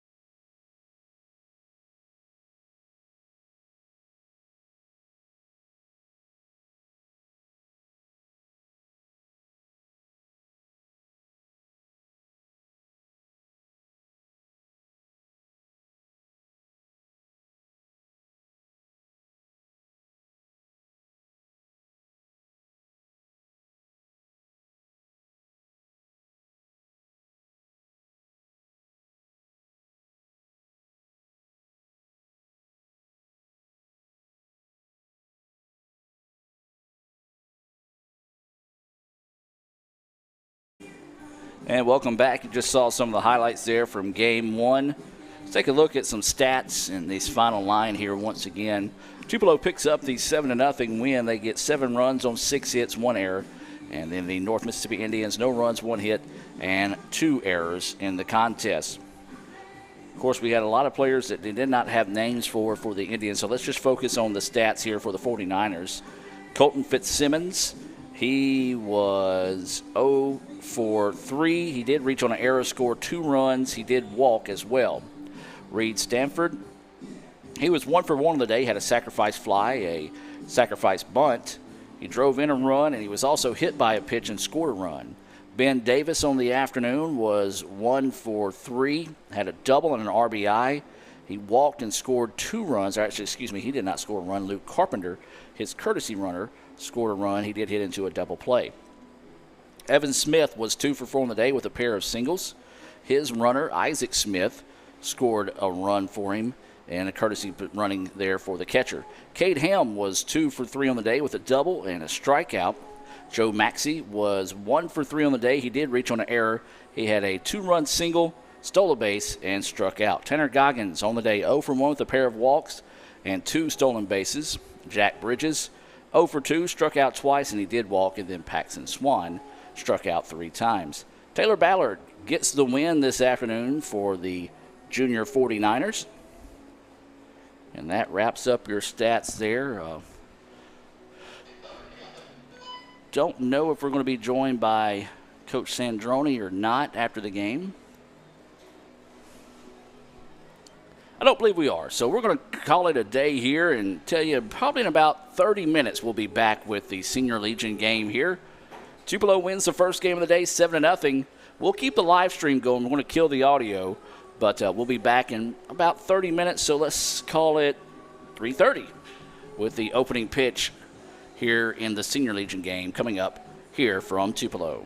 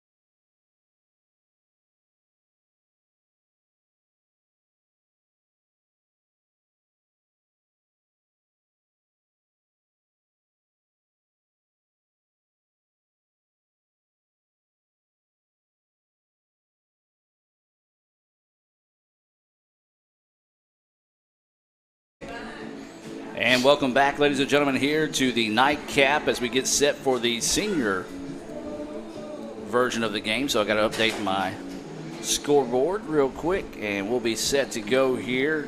Tupelo coming off a 7-0 win in the Junior Legion game. I'm being joined by, do you want to go by Joe or Joseph? What do you go by now? Joseph's fine. Okay, so we're being joined by Joseph Kuhn, former Niner himself. And Joseph, before we talk baseball, I'll get in trouble if I don't ask this. How's Jessie? Man, she's doing great. Definitely appreciate you asking that. We counting down for baby boy to get here, and so doing good. She's still working hard and working up at the hospital. So it's been a good summer so far for us. Well, I know you're excited about that as well. Let's talk about a little bit of baseball. And of course, you being a former Tupelo 49er, played and coached, correct? Correct, yes, sir. So just talk about what American Legion baseball just means to you, one as a player and as a coach, and just to the game of baseball. Sure. Well, no doubt about it, Legion baseball is some of the most competitive ball you'll find. I mean, being able to get guys from the area and different schools that compete against each other all year and bring them together for one team is a pretty special thing that we've been able to do. I played 3 years in high school, and then one summer after my freshman year of college, and then just fell in love with it. I mean, my brother did it, all my buddies did it, and was fortunate enough to come back and help Coach Holland and Coach Presley whenever I finished up college ball, and kind of gave me my entryway into coaching. 1-1 is the count. This is Kyle Church at the plate for the Indians. Takes a look at that pitch across for a strike. Our first pitch of the game came your way at 3:22. So it'll be Church, Robertson, and Benson due up here, the 1-2-3 batters here in the top of the first inning. So just give a little bit of insight from your perspective now that you're at Nettleton coaching. What does this mean for like the high school kids that, say, for instance, didn't get to have their senior season, an opportunity for them to come out, be seen by some of these coaches? Absolutely. It's huge. It was a very unfortunate spring for all the ball players, seniors and underclassmen to have that season taken away. It's tough from a coaching standpoint to pass it along to your players and to deal with that, but especially tough on our ball players, and especially those seniors. So for them to have the opportunity to continue to play a little ball and get out here and hopefully get scouted and have that opportunity that they didn't this spring is huge for them. And I've talked to a lot of those guys, and they were just excited to get that nod to say, hey, we're going to open it up and be able to play this summer. So that was definitely huge for them. That pitch was fouled off. 3-2 is the count. This is Bowen Carlock, who is on the mound here for the Niners. Waiting this 3-2 offering here. Pitch coming. And going to miss low for a ball. So it'll be a leadoff walk to Church here for the Indians. Well, I talked about this last night and then, of course, today in the day's game. And you being a coach, former player, any other year we would have had tons of rain, temperatures in 30, 40-degree weather. But the last 3 months, the weather has been absolutely beautiful. It was unreal. Just couldn't get out on the field and play. Now we're able to play. It's 90 degrees, humidity 6,000%. So it's kind of ironic, it is. To see it that way. It is, and taking care of the field this summer, this spring, and seeing the conditions of how well it looked, how awesome it looked, and just not being able to play, it was, it kind of gave you that sick feeling in your stomach because, the guys were wanting to get out there, and, we were wanting to get out there, and just seeing how beautiful the weather was for us. And tell you what, thankfully I was able to do a little turkey hunting to kind of keep me sane because we were definitely missing some baseball. That was a fly out to right field by Robertson. It was a nice running catch out there in right by Grayson Stone for the first out of the inning. And now this is going to be Avery Benson at the plate. Benson catching here in I call it a nightcap. I guess you'd call it the afternoon cap.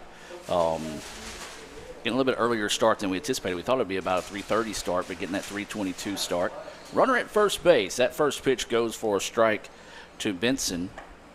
And that one paints the corner as well. Tell you what, as a coach, you like guys that come in, fill up that zone, got a great play out in right field. So as a pitcher, that also gives you a lot of confidence as well. No doubt. I mean, pumping the zone is huge and working ahead. And obviously, this league, you're going to start seeing a lot better hitters than you would in normal high school. And that ball gets away in the outfield, so that'll allow a run to score.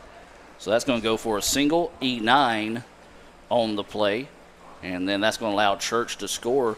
Good heads-up base running by Church that time. Didn't really check up. Saw that the ball was being bobbled around out there in the outfield. Was able to scamper home and give the North Mississippi Indians the 1-0 lead. And we faced Avery a lot in high school. He was a Hatley guy in our division, and he was definitely a tough out. We had to watch how we threw to that guy because he could really swing it. Now this is going to be Gage Harrington, the pitcher for the Indians, at the plate. They are using an extra hitter in this game as well, so we'll have 10 in the lineup for the Indians. Runner at second takes his lead. Big, healthy swing and a miss there out of Harrington. Windy day like today, kind of hard not to take a little extra pop in your bat. Yeah, it definitely opens those hitters' eyes, and so as a coach, you like seeing those guys try to be a little more disciplined up there. But it's definitely, as much as it's blowing straight out today, and pretty day we've got here, it's tough to hold back a little bit when you step in that batter's box. Grounder to second. Oh, just off his arm. This is going to allow another run to score there. E4 on the play. One of those he just didn't necessarily get his full chest behind that time, and back-to-back errors now really haunting the Niners here, as it's now 2-0 North Mississippi. And this is going to be Lucas Cartwright, the third baseman. Coach, every time I come out to the ball field, and I always say this, you always see something you've never seen before. That's a beautiful thing about baseball. Last night saw Armistead come out, throw 4 strikeouts in 1 inning.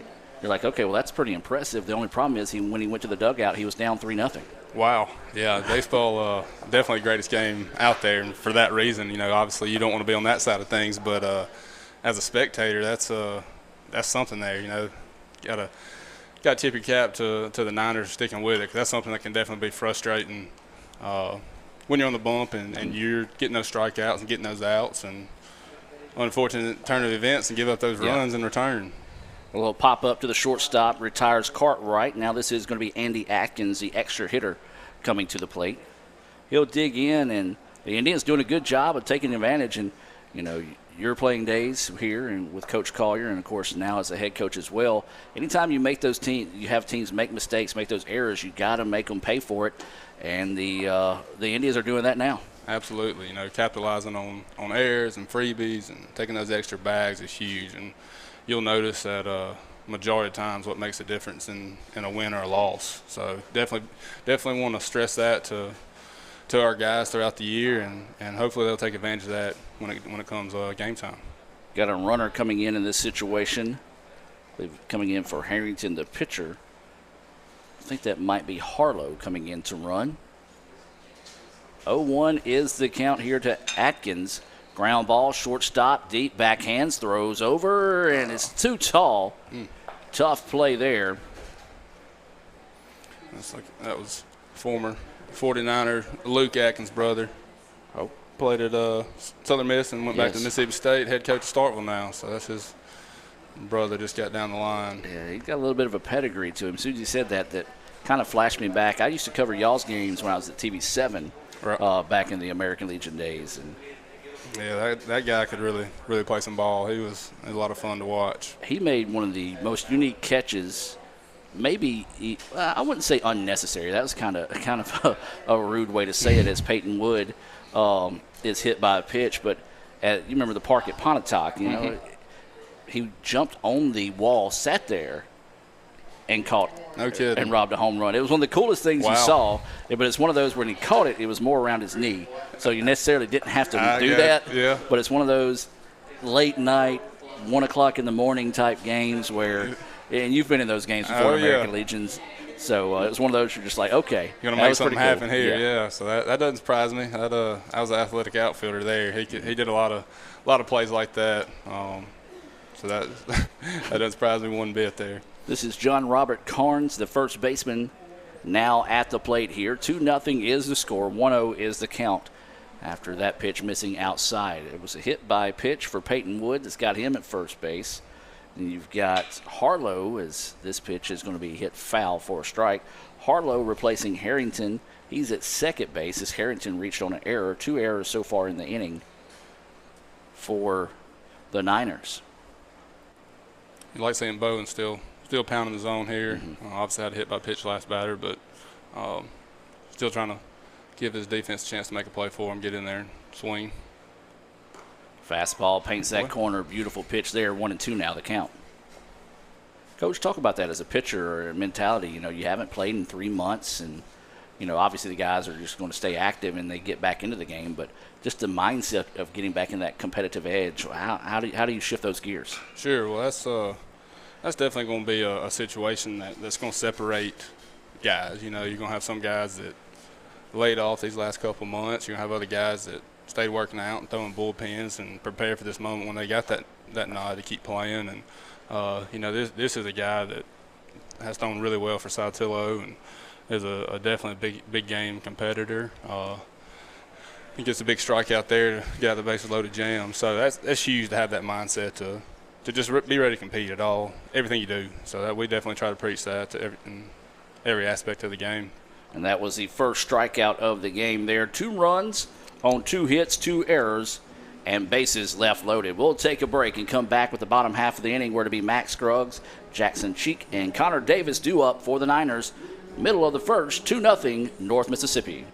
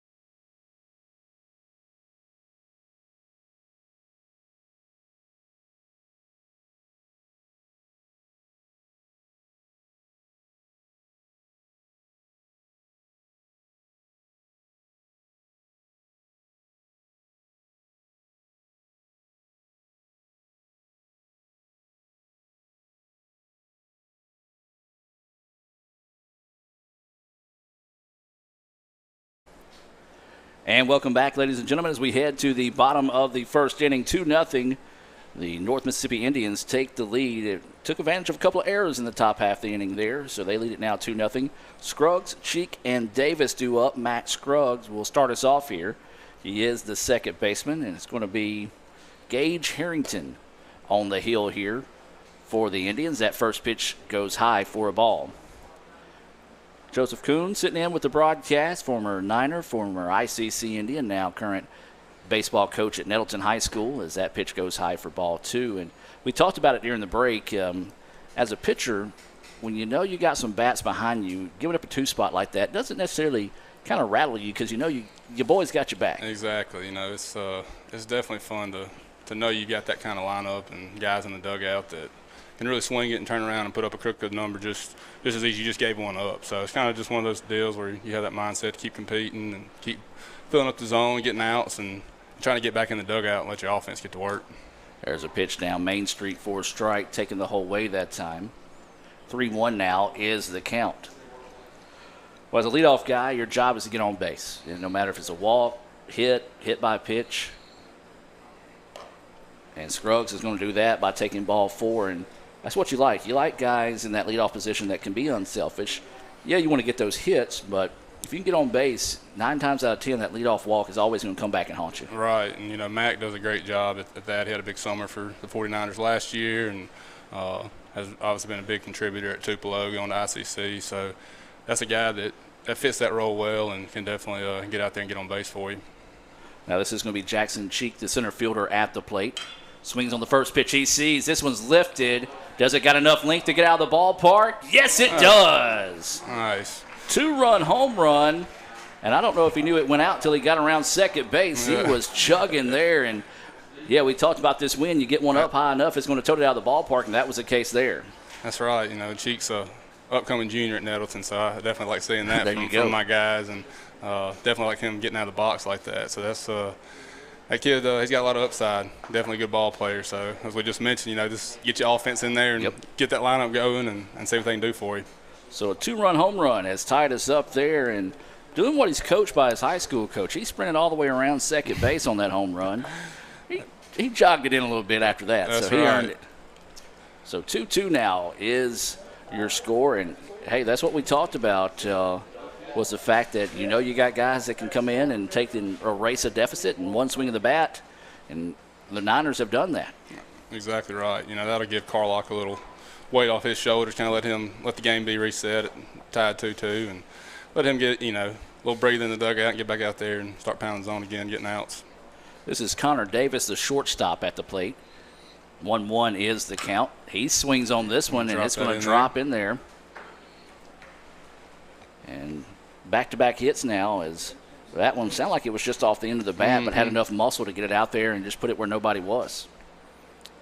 Yeah, that guy right there, we had him last couple of years in high school at Boonville in the playoffs, and he was a lot of trouble for us. That guy could really swing it and play short. So I think he had a good year for those few weeks at Northeast.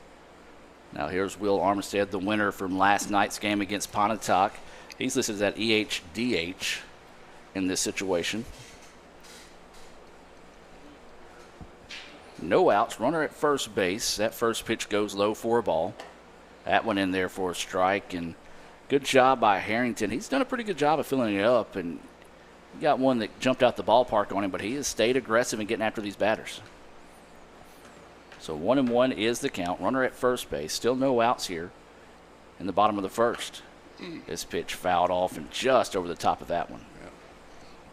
Yeah. You talk about competitors, especially pitching. This is one that definitely fits that description. Being a guy at Morville, leading them to state championship, and the ICC, being part of that team. And, man, this guy is a lot of fun to watch on the mound. 1-2 pitch coming, and just couldn't hold off on that one. Nice location on that pitch. Runner in on the hands that time, and had a little late break on it, and that gets his first strikeout of the game. Yep, definitely a great spot. Going that inner half's overlooked by a lot of guys. They get a little nervous trying to go in there, but man, it's a great spot to live in the zone. Now this is going to be J.W. Armstead coming to the plate.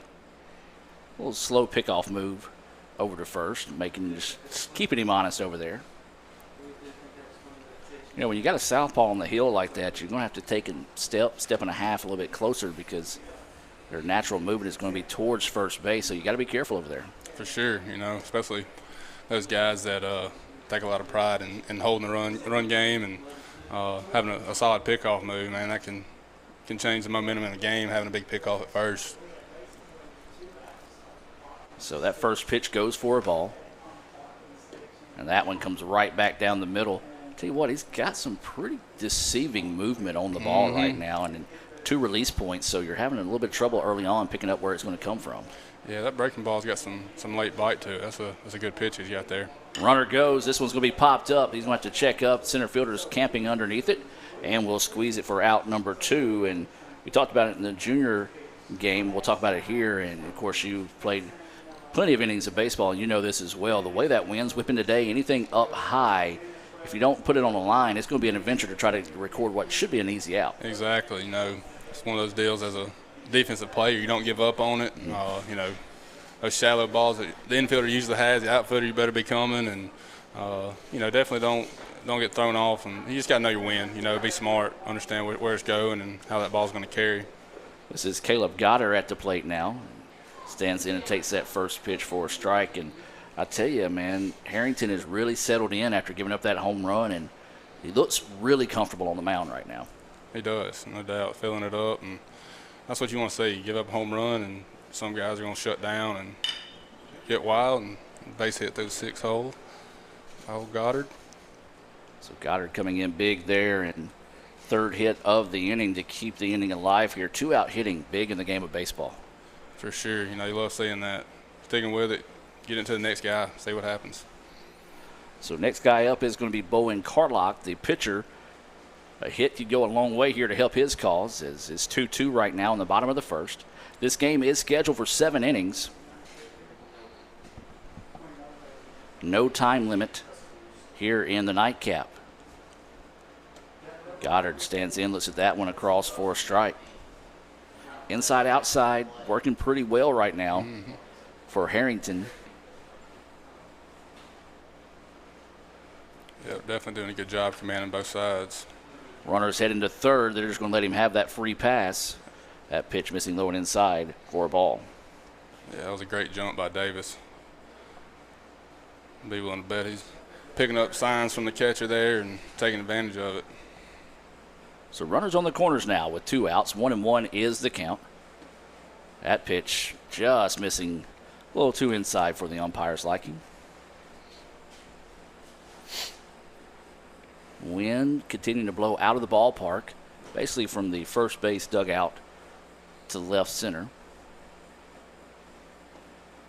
Goddard thought about pulling the trigger on that one. Good take, though. Or, excuse me, Carlock. Goddard is over at first base. So Carlock, who is getting the start here, would love to get a hit here and put his Niners on top. A little soft toss over to first. No slide, no tag applied. Yeah, it's always good as a pitcher to be able to help yourself out a little bit and give yourself some. Called that one a strike. Now the count goes full. Maybe the umpire thought one of their previous pitches might have been should have called a strike. A little bit there. You need that every now and then as a pitcher from that ump behind the plate, though. It'll help you out every now and then when they miss one. So now the count goes full at 3-2. And there's strike 3. Got him looking. So big time strikeout there. Gets him out of a jam. We're tied at 2 after 1 here between the Tupelo 49ers and the North Mississippi Indians. We'll step away and come back with the top of the second. Due up will be Ethan Carnes, Seth Ganger, and Kyle Church here on Tupelo 49er Baseball.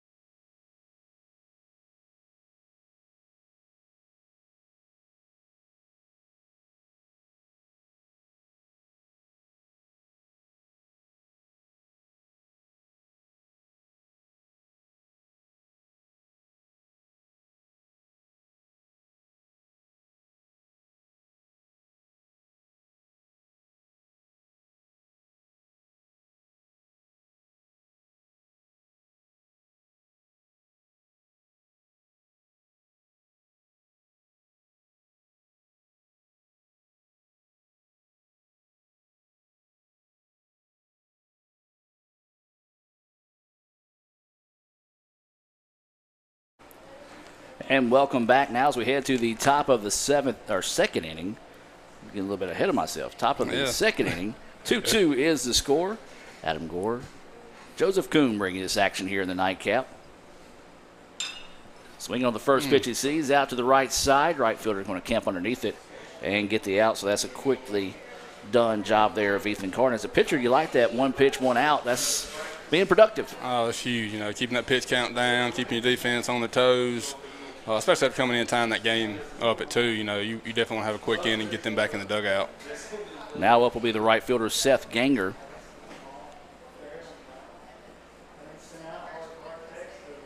And Seth stands in, takes that first pitch low for a ball.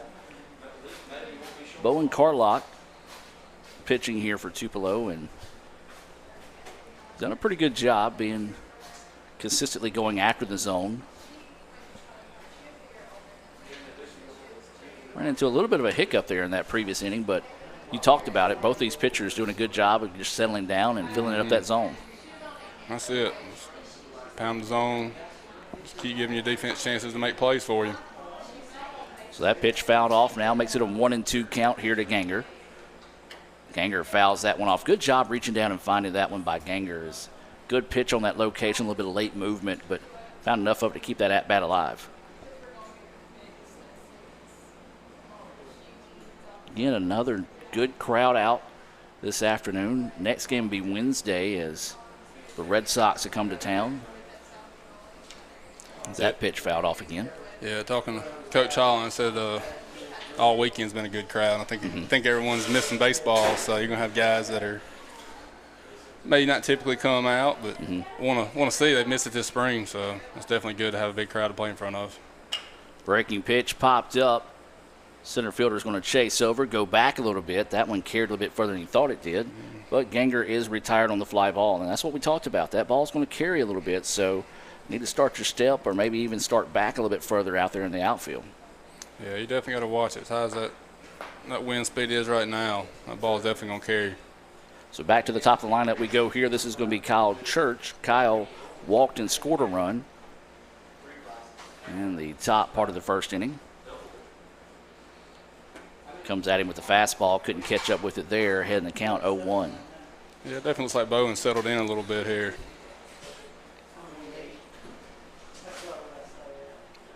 So getting set to go after him with his second pitch, and that one just a little bit short. Didn't quite get it up there. You see him kind of just scuffling around on the mound a little bit, just trying to find a little, making it look like it might be the mound, but a little upset with himself on that pitch. So 1-1 now is the count. Ground ball, third baseman eats it up. Throw over is a long one, speedy throw, and it gets in the dirt, so it's away. Error on the play. Runner's going to try to go to second. Great job backing him up by the catcher that time. Yeah, you love seeing that. Great hustle play by him, and was almost able to get him out at second. So, again, the Indians cashing in on an error. And that was a 2-out error. And as a coach, that just drives you crazy. That'll get you, no doubt about it. So you definitely got to work extra hard to keep him out there and not let that run score. So 2 outs in the inning. Runner at second, and this is now going to be Robertson at the plate, who flew out to right field on a nice running catch out there in right field by Stone. Swings on the first pitch he sees, fouls this one back off the netting for strike one. So 0-1 is the count. You sort of see the pace of the game has slowed down a lot here in the second inning as well, and just guys getting locked in and getting focused. Yeah, for sure. I think that first inning might have been little jitters on both sides, and everyone's kind of settling in a groove here and kind of rocking and rolling with it. That pitch in the dirt misses for a ball. 1-1 now is the count. Robertson at the plate, trying to spark a 2-out rally. Hard hit ball, shortstop just can't get to it. That's going to go for a base hit. Nice effort that time just to get a glove on it. Had to reach across his body, but just couldn't come up with it. Yeah, they're fortunate enough to keep that runner at third there. So let's see what they're able to do here. So still looking for that third out of the inning, and here comes Avery Benson. Benson singled, advanced on an error, and right now if you're the Indians, this is where you want to be in this situation with a guy like Benson coming to the plate. For sure, that's a big stick, and definitely want to do whatever you can to get it to guys like that in these situations. So runners on the corners with 2 outs. That pitch in the dirt, nice job scooping that one up behind the plate. by McCoy that time. If he don't make that play, that's a run on the board. Absolutely. They definitely want him to be a wall back there, and he's just, in these first 2 innings, he's definitely been impressive. Fastball, and ooh, he was thinking about parking that one downtown Tupelo. Nearly swung himself out of his shoes. He did. Definitely, that's a big swing you were talking about earlier. I think his eyes lit up a little bit on that one. He likes the high heat. Just couldn't quite find that one there. 1-1 now is the count. That pitch right down the middle. Good job coming right back after him. Just that time locating a little bit lower on the pitch. Yeah, I think everyone saw the swing he just took, so they wanted to make sure that they didn't leave anything up there. Most definitely.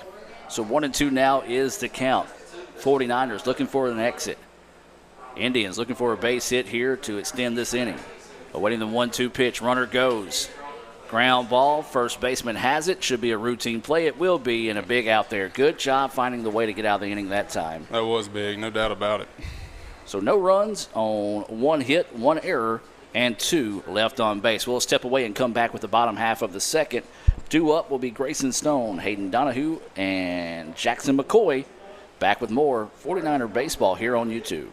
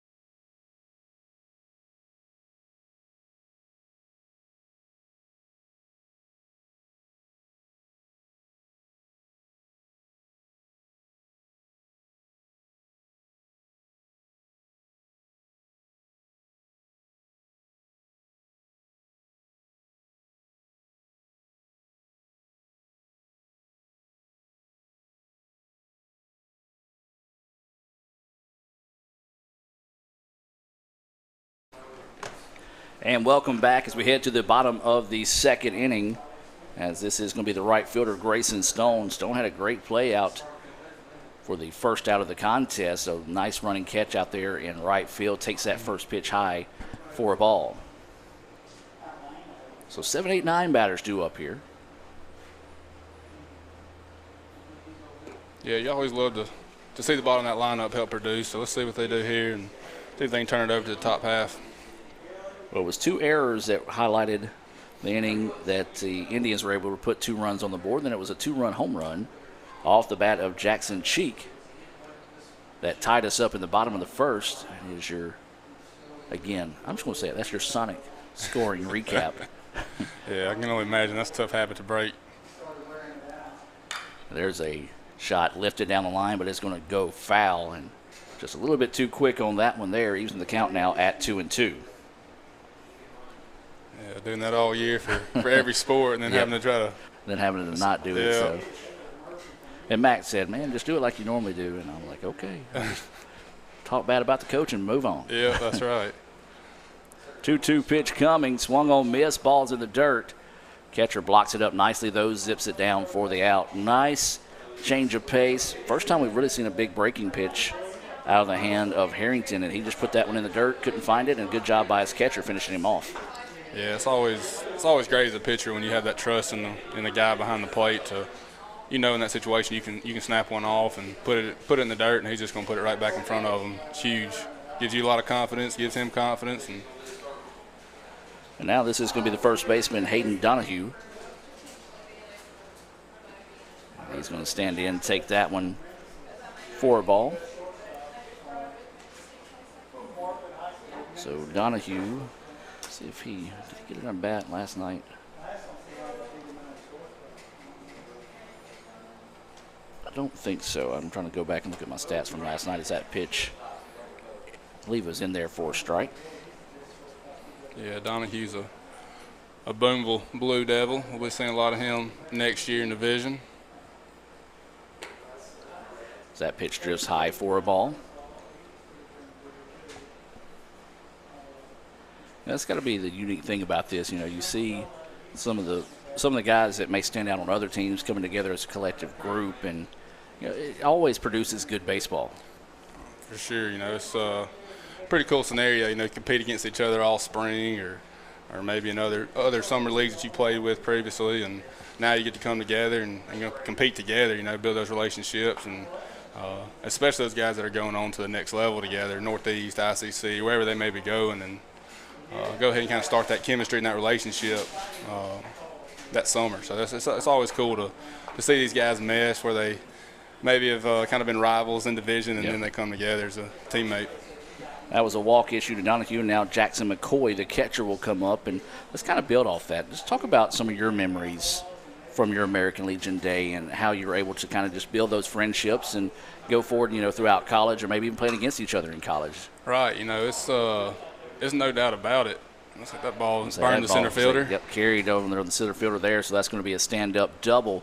Again, that wind just playing fits out there in the outfield. Yeah, these hitters are able to get that ball in the air, and it's traveling good. So, but yeah, you know, some of the best ball that I've ever played, and you can ask some of my teammates that played summer ball and at ICC together. You know, we talked all the time about Legion ball, just how fun it was, the memories you make. Cause it's very laid back, but it's very competitive, and you can definitely see where you may be kind of one of the better players in your team, and you come together and you're playing with college guys. Yeah. You know, you may be a junior in high school, but you're playing with a freshman in college, and it definitely brings the best out of you, and you can learn from those guys and go ahead and start that bond going into college. So it was definitely some of the best ball we ever played. And Coach Holland and Coach Kirk Presley, you know, just did an awesome job of coaching us and teaching us the right way to play the game.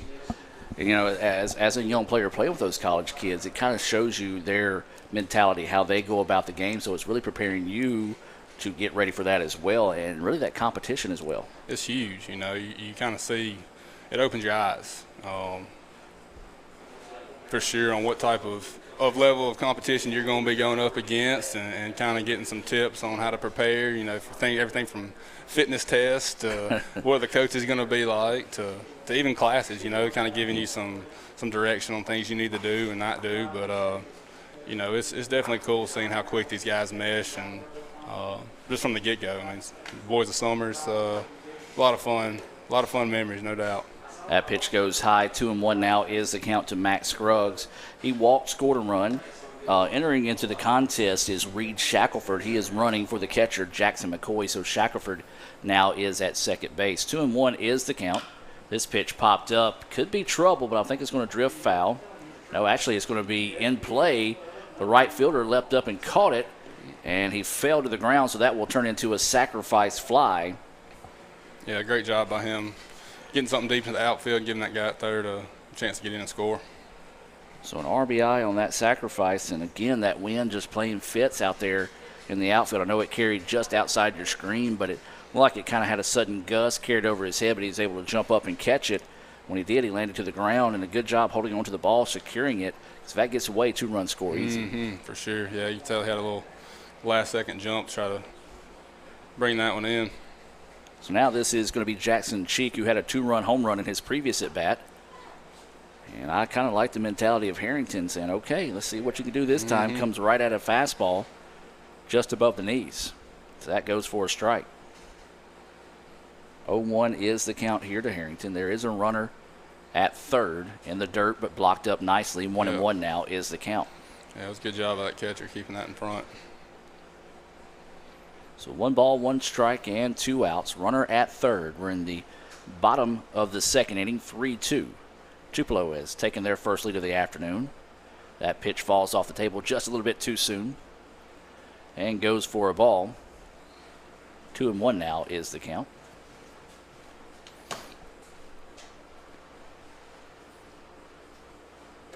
Fastball hangs up. Good take. Getting in the hitter's count here, 3-1. See what she can do with it. Now, if he parks another one, it's all on coaching, right? That's right. We'll see what happens. Hard hit right up the middle. Shortstop's got to play. Throw over to first and had to stretch a little tall to get it that time, but he does get him 6-3 on the putout. Yeah, it's nice having that tall first baseman over there. Give you a little room for error. So good play by the shortstop. Yeah, hard hit ball, a cheat. Yeah, if that's a Gore over on first base, that's an E6 all day. 3-2 is your score. We've played 2 here. We'll take a break and come back with the top of the third inning. We're to be Harrington, Cartwright, and Atkins due up for the Indians. Back with more right after this.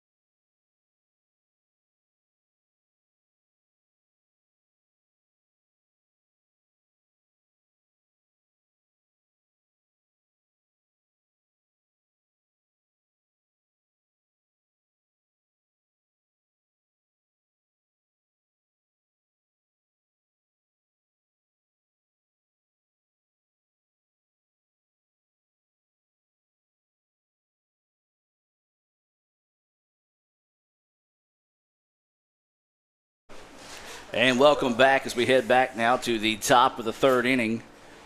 It is going to be the 4, 5, 6 batters. Harrington, Cartwright, and Atkins due up. And first pitch is returned to center. Shortstop gets it, zips it over for the putout. Nice play there. And, you know, that's not an easy play. A lot of people may think just a little routine action there, but ball jumping off that mound like that, shortstop having to judge the hop, and then his momentum carrying him more towards right field than first base. Yeah, you know, especially that soft contact he got off that. Had a little spin on it, so you gotta be careful and put a good glove on it. So 1 pitch, 1 out. Now this is going to bring up Lucas Cartwright. Cartwright popped up to the shortstop in his first at bat. And so Cartwright playing third base. Pops this one up, but it's going to go straight back over the top of us here. And out of play. I used to worry about pitches like that, but then I remember you got a lot more real estate behind the press box here. That's right. I was covering a game in Pontotoc, and remember Cade Hoggard that played at Oxford? Oh, yeah. Head coach at Amory now. He popped up 2 pitches in foul territories. That pitch is across for a strike. Those 2 pitches, one of them was in the second inning, the other one I think maybe the 5th.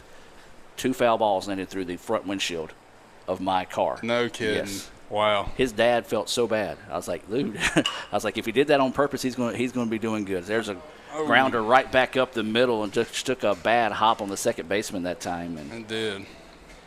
Yeah, that's a tough break. I know the soft contact ground ball to second baseman, hits the dirt and shoots straight up. Yeah, old Hoggard could swing it. Yeah. That guy, man, he played on an awesome team. That Oxford team, I won't call that a hit. What do you want to call that? Error? I'd probably go Yeah, error. let's go E4 on that. But I'm a pitcher too, so yeah. So you got that pitcher's mentality. So, but yeah, man, that Oxford team was good back in the day. You know, you had some guys like Wes Gerlett and Chad Kreger, Davis Horton, Brent Brownlee, a bunch of SEC and Division I guys. So that first pitch goes for a ball. This is Adam Atkins. I think I referred to him as Andy in the first at bat. I apologize for that, but it is Adams Atkins as he comes up a swing and a miss there. 1-1 now is the count with 1 out and a runner at first base after that error. Like Adam just took him a pretty big hack too against his buddy Davis Oswalt. And talk about that. I mean, you got your buddies out there, and there's going to be a little surprise bunt laid down. Third baseman comes up, bare hands it, throws it over in time, and he almost beat that out. That's kind of Adams' specialty there, laying that drag bunt down. I think he needed that a little bit closer to third base line, but nonetheless, still a pretty good spot. But yeah, that's another good thing about this is these teammates are splitting up, playing on different Legion teams and travel ball teams, and next thing you know, you're up against your buddies. So it kind of makes for some little bit of jarring back and forth amongst teammates, and definitely brings out the best in competition against each other. So it's always fun to hear these guys go back and forth and talking a little bit. So now this is going to be Peyton Wood, who was hit by a pitch in his first at bat. There is 2 outs in the inning. I tell you what, a coaching moment there for Mac is when that bunt was laid down, the third baseman came up with that pitch across for a strike. Nobody really followed up the third baseman to cover third base, and if the runner would have just kind of popped up a little bit going, he would have been sending it third right now. Yeah, it was definitely kind of a tweener, aggressive turn by the runner, and almost threw in behind him, but they were able to get back in before they made a throw. That pitch fouled off to the right side. 0-2 now is the count here to the left fielder, Peyton Wood.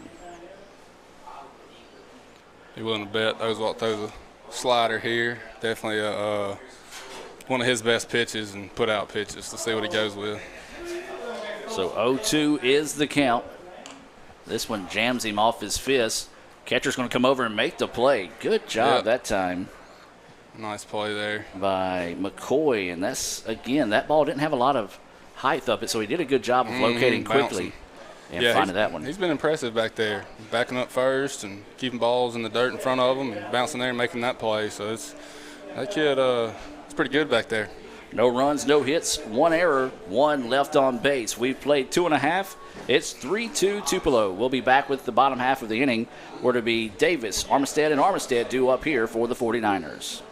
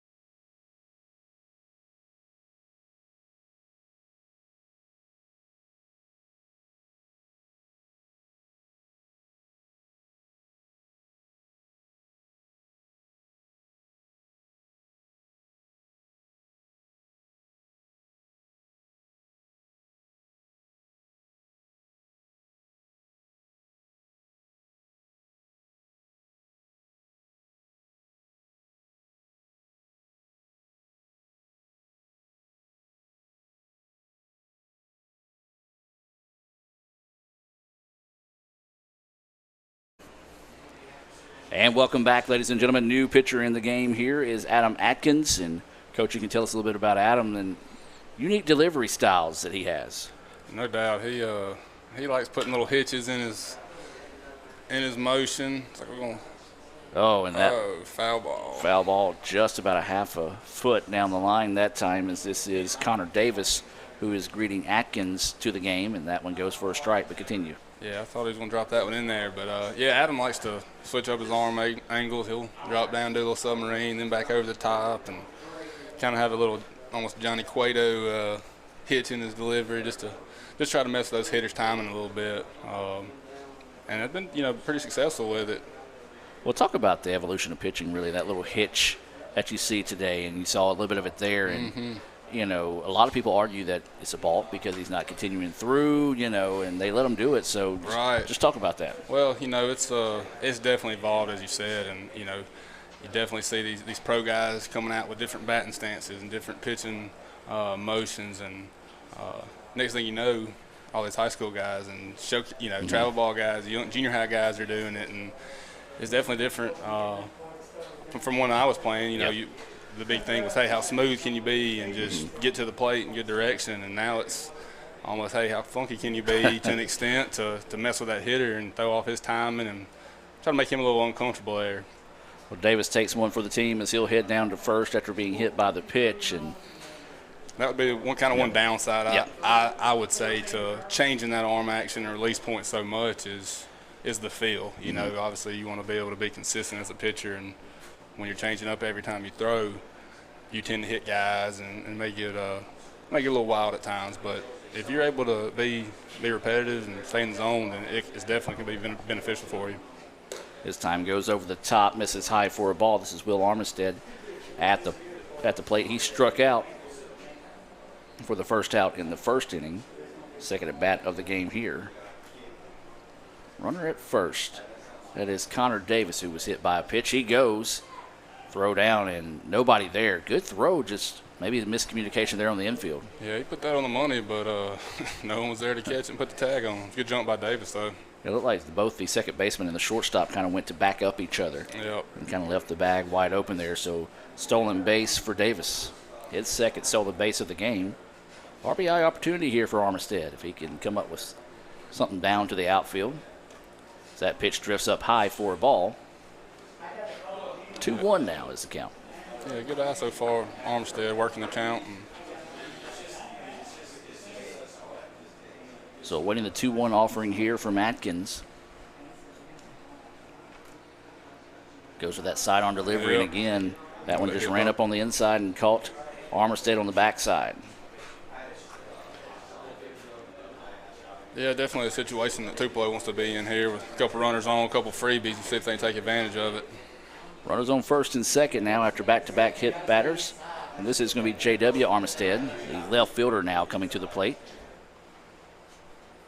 Well, a big opportunity here for the Niners to open this one up a little bit. They already lead at 3-2. Runner goes, snap throw down to third. Not in time. So another stolen base there for Davis, and the kid's quicker than a hiccup. He is. Coach Williams at Boonville has done a great job at working with his guys on base running. You definitely have to hone in on that from a pitching and defensive standpoint, mixing up looks, picking over there, because those guys will run and run and run some more on him. So that first pitch goes for a ball. This one fouled back, just couldn't quite time up that high fastball there. 1-1 now is the count with runners on the corners and no outs. 3-2 is the score. Bottom of the third, but the Niners threatening here. JW at the plate. Runner goes. Throw down is not in time. Bang, bang play, but just snuck underneath that tag. Surprised that they threw down on that with the speed they got at third base. Right, definitely thought maybe a little arm fake or back to the pitcher there, but they're trying to get outs right now, it looks like, and unfortunately they wasn't able to there. So now both runners in scoring position as that ball swung on and missed. I was going to see if he called it a foul ball, but instead now the count goes 2-2. 2 balls, 2 strikes, and no outs. Runners at second and third here for the Niners. JW trying to open this one up here for Tupelo. They lead it 3-2. We're in the bottom of the third. Sidearm pitch and ran that one inside again. And yeah, that was close. I'd have third hit batter in a row there, so I think they may have to make a little adjustment on his release point there to get something back on the other side of the plate. How long do you hang with that if you see that you don't have that pitch necessarily in your arsenal, but you don't want to totally abandon it as that pitch goes high for a walk now, bases loaded for the 49ers. But pitcher mindset, what do you do in that situation? Well, you definitely have to be in that mindset of, okay, my pitch isn't here. I've got to make an adjustment. You got to be able to have that will to understand, okay, I got to change something up here. As a coach or as a catcher, it'd be something to maybe, he's got bases loaded, no outs right here. Probably a good time to go talk, just to slow him down a little bit, let him catch a breath, and try to let them regroup, refocus and get back in the zone. Because obviously, if you're walking folks, hitting folks, you're not giving your defense a chance to make plays for you. So I would definitely rather and prefer, guys getting hit around the ballpark than merry-go-round walking and hitting by pitches. There's a shot out to the left fielder. Left fielder's going to jog back, squeeze. This one should turn into a sacrifice fly, and it will. So a nice job there just to put the bat on the ball, put a charge in it, hit it deep enough, and score another run, as now Tupelo leads this one 4-2. Yeah, Goddard hit that well, just really right at the left fielder, but tip of the cap to him getting the job done. So that scores Davis from third. Other runners were unable to advance, so now with one out in the inning, this is Bowen Carlock coming to the plate, and Carlock could really help his cause here as he's still, he's on the hook, or right now in line for the win, I should say, not on the hook, but in line for the win here. So he would love to go ahead and kind of just bump those numbers up a little bit cushion. More. Yep, always good to have a little insurance on your side of things when you're on the bump.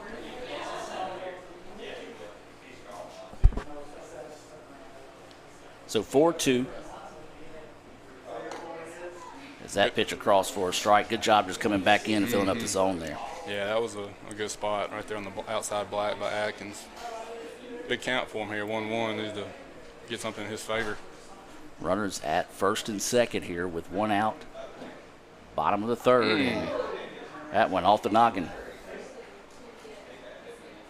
Third hit batter of the inning here, and get a little bit of a slow roll to the mound here and talk to his pitcher. And I think you're right. It's one of those where maybe just want to come out there. Don't. Well, it looks like they are going to go ahead and make the move as they're running in. But I was going to say not necessarily make that move, but just tell them, hey, take a breath. Go back after this zone and, maybe just recognize that he's kind of rushing through it a little bit. Yeah, I think it's just definitely one of those days. Couldn't quite find the zone. So it's like the coach Framer isn't going to watch much more of that and go to his bullpen. Well, bases are loaded once again here. We're going to step away, or no, they're going to stay there. A little fake out there. Okay, so we thought they were changing, but instead they're going to stay with Atkins, so we'll keep it here. I like it. I like hanging with him, maybe just coaching, use this as a coaching opportunity. Say, hey, deep breath, let's go, you got this. Absolutely, man. He's ground ball away right here. You got one out, so if he's able to get him a ground ball double play, then he's out of the inning.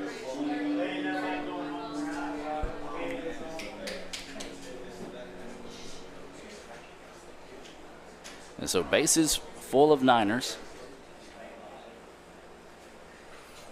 This is a big moment for each team. He gets out of this. He gives his team a little momentum, and base hit or run score here for Tupelo, and that's obviously just gaining traction for them. Yeah, right now a double play would be beautiful if you're an Indian fan. And a nice job coming back and just putting that one right down the middle for a strike. But if you're Grayson Stone, anything in the outfield, down in the outfield, will be big for your team here. They lead it 4-2. As that pitch goes high. 1-1 now is the count. Good job by the catcher climbing the ladder to keep that one. Yeah, almost got away from him there. Got the corners in, middle squeezing. So let's see if he's able to roll on the ground ball. So the 1-1 pitch coming. Goes with that sidearm delivery inside, missing for a ball. 2-1 now is the count. And that arm action, it's got good movement on it. He's kind of starting it where he wants it, so that's why it's leaking back into that hitter. And that pitch goes high for a ball. Now 3-1 is the count. Definitely where Stone wants to be. Bases loaded, hitters count, sitting on one pitch, really. And the wind blowing dead center field. Straight out. And then walks him. Well, the control isn't here right now, Coach, and you being a former pitcher, there's just some days you come to the ballpark, it's a good day, and then some days you come to the ballpark and you wish you would have stayed home. Yeah, no doubt about it. There's definitely days like that, and one of those for him. It's like they're going to make a change now. So there will be a pitching change. We'll step away and come back whenever we get set back for action. Tupelo leads it 5-2. Bases loaded with one out here in the bottom of the third.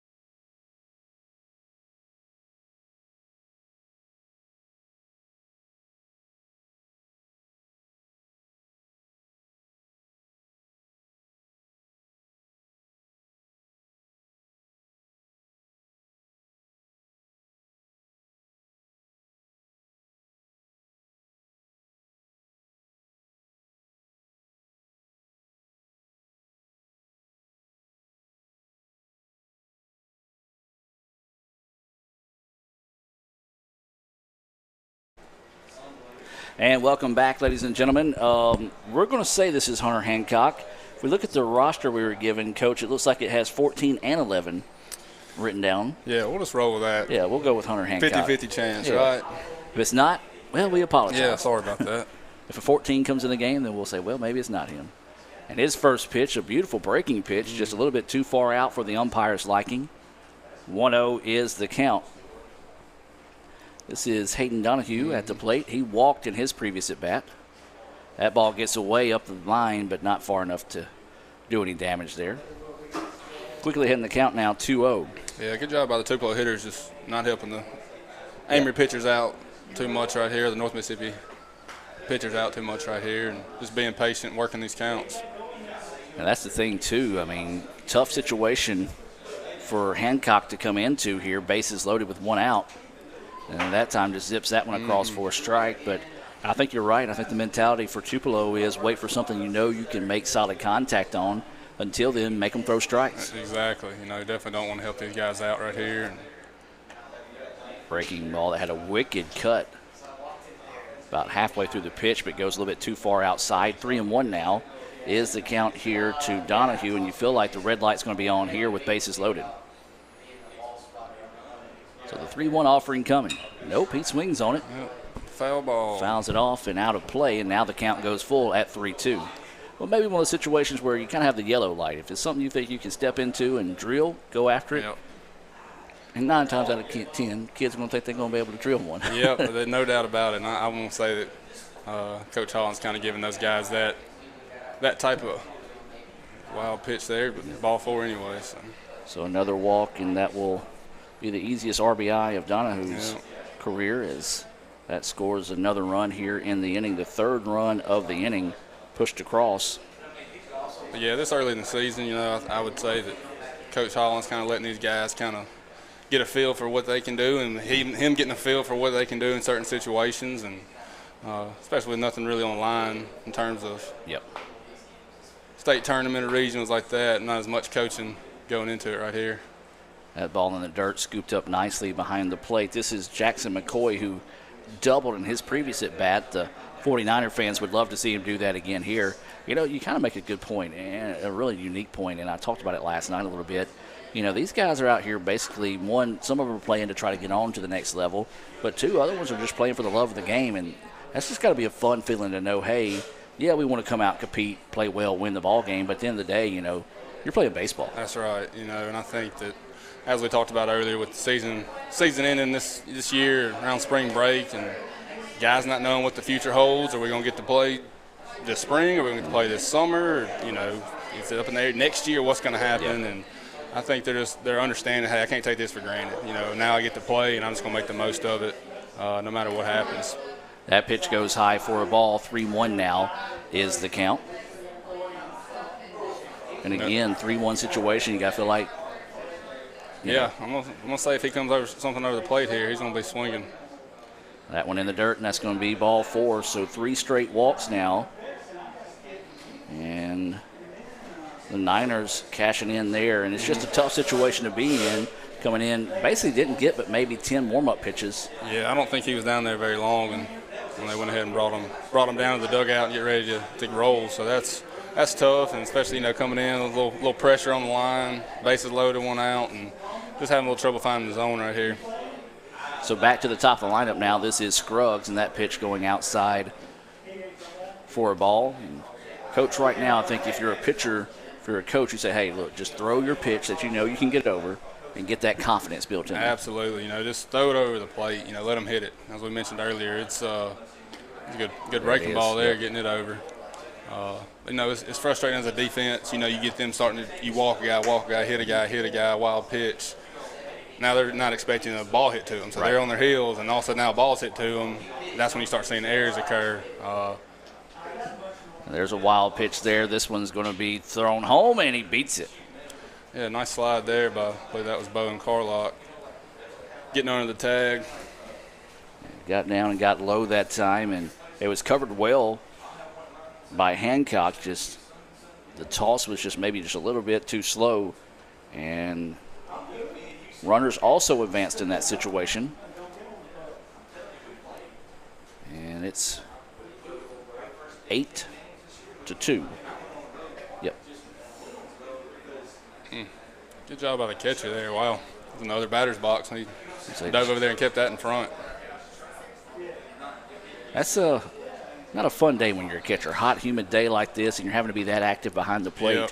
It'll wear you out in a hurry. No doubt about it. And it can definitely be frustrating for those guys. So you like seeing the effort he's still putting into it, keeping that ball in front and working hard behind the dish. 2-1 pitch, and that one gets away. Or actually, that was ball 4. So for the second time today, Scruggs draws a walk. 7 walks have been issued, 3 hit batters. So it's tough to bounce back from that, no matter how good your offense is. That's a lot of freebies, and as you can see, majority of them have scored. It's a big inning here, already 5 runs. We got bases loaded again with 1 out. Here comes Jackson Cheek, who had a 2-run home run in his first at bat, grounded out to the shortstop to end the second. And he was thinking about home run number 2 there, Coach. That was another big swing, and mix it up with a breaking ball there, but good pitch, getting that over the plate. So bases still full of Niners right now as that pitch across for a strike. And, you like it. You saw him get that first strike, and he's like, you kind of see him get a little bit better rhythm on the mound right now. He comes right back with another fastball. Yeah, it looks a little smoother. I think he maybe is kind of taking that mindset, hey, I got to settle down and get it over the plate. That one in the dirt. Ball gets away, and the runner will score from third. The other ones will advance as well. And that will close the book on Atkins.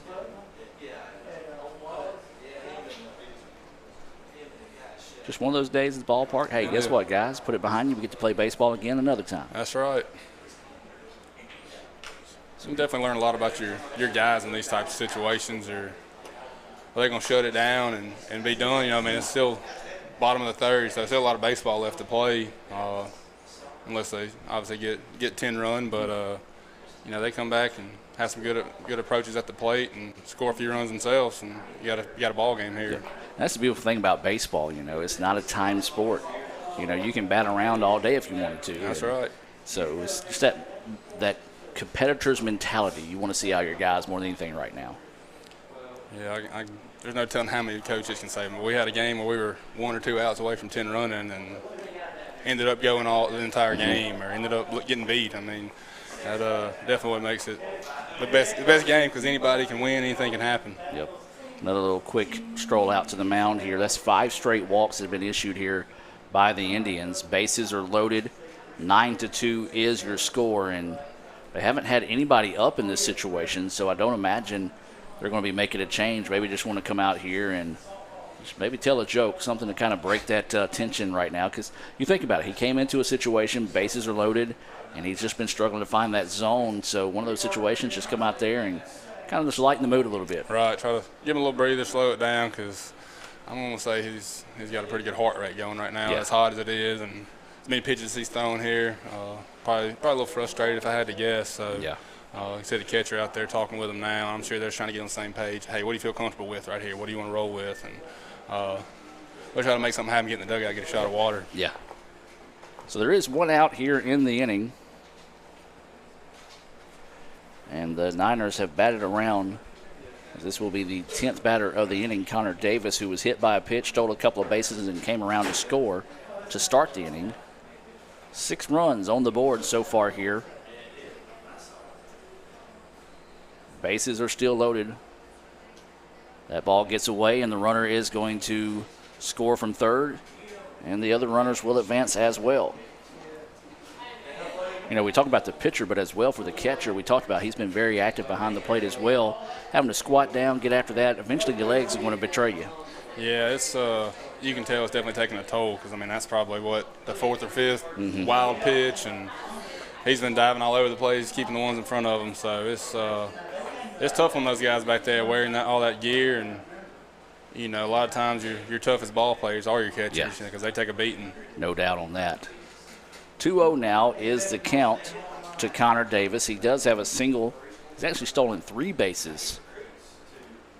As that pitch missing outside, and again the catcher having to go out and get that one. 3-0 now is the count. You know, on the flip side, Tupelo's pitcher, Oswalt, you know, thankfully it's hot out here, keeping him loose. But, you know, those days you have those long innings, and it's early in the year, it's a little cold. It's tough to stay loose. You obviously love the runs, but you're ready to get out there and pitch and get some outs, and not just get there and get stiff. Say if somebody, you're just looking for somebody around, hey, grab a glove, let's go toss. For sure. I wouldn't doubt if they go down there here shortly and start tossing a little bit. But that pitch goes high for a ball. That's going to be ball 4. First base is open, so it will not push across a run. And it's going to be another trip out to the mound. Looks like we may have the catcher coming into pitch here. So let's step away and we'll come back. I've got it 9-0 or 10-2. We'll figure it out. Yeah, I believe it's 10. Back with more right after this.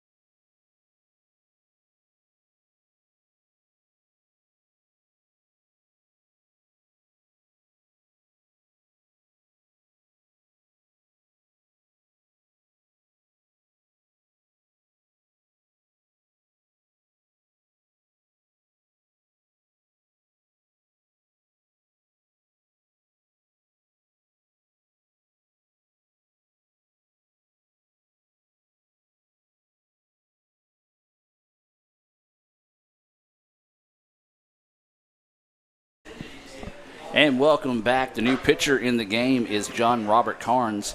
He's coming from first base to pitch, and that pitch misses low. The catcher was Benson. He's now at first base, and there's a new catcher in the game. That's Eli Harlow. Now behind the plate, and just couldn't catch up with the high heat that time. 1-1 is the count. Yeah, big cut by Armstead there. I think he was trying to add a couple runs on that swing. 10-2 is the score.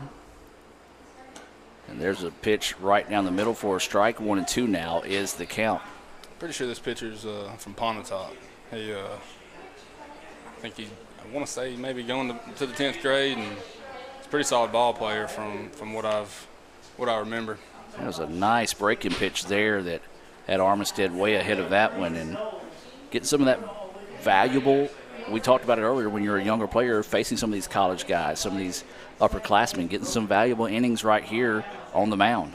Yeah, you get thrown in the fire. You're down 8 runs, bases loaded, and as we talked about, the majority of this lineup is ICC and Northeast, and are a couple guys that are going to ICC and Northeast, and that's only going to make you better when you get back into high school ball. So 2-2 is the count.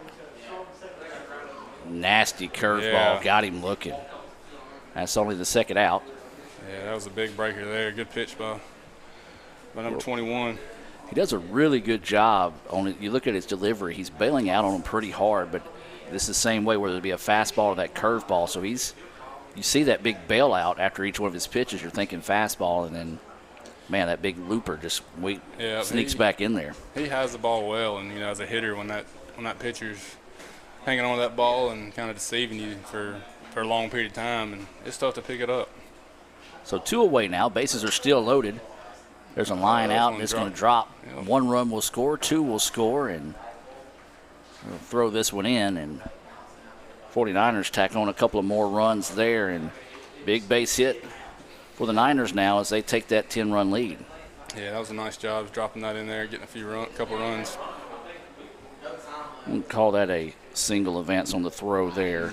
Does get 2 RBIs on that, and everybody, nope, we got to have one more at third base. I'm going to say everybody that's come to the plate has scored this inning. It's always good when you're on that side of Yes, things. most definitely. That pitch across for a strike. This is Goddard at the plate. He had a sacrifice fly in this inning. No, excuse me. For him having a sacrifice fly, that means he did not score a run. So everybody who has come to the plate has scored a run except for Goddard. So there you go. Well, maybe he can make that happen here. Let's see what he does. So 0-2 is the count. Off speed in the dirt, though. Not a bad pitch there, like a changeup off the plate that Goddard was able to hold back on. We were talking earlier in the game, they fell behind 2-0. You got some bats that could put some runs on the board. Well, they're showing it here. A 9 spot and a beautiful pitch there. Ball in the dirt, gets away. We'll throw it down to end the inning. And a good job there by Carnes coming in and settling down and getting getting 2 strikeouts to end the inning. But they probably wish they would have brought him in a little bit earlier there. So they giving up 10 runs or 9 runs, whatever it was. Nice job by him. So, 9 runs on, we talk about, you always come to the ballpark and you don't see things. How about 9 runs on 1 hit? Wow. And no errors. Yeah, that can be frustrating from a coaching standpoint. As we talked about earlier, freebies, they typically score. So, especially guys that are this caliber of talent, they're gonna make things happen to get around the bases and get it across the plate. We're going to step away and come back with the top of the 4th. Niners lead it 12-2.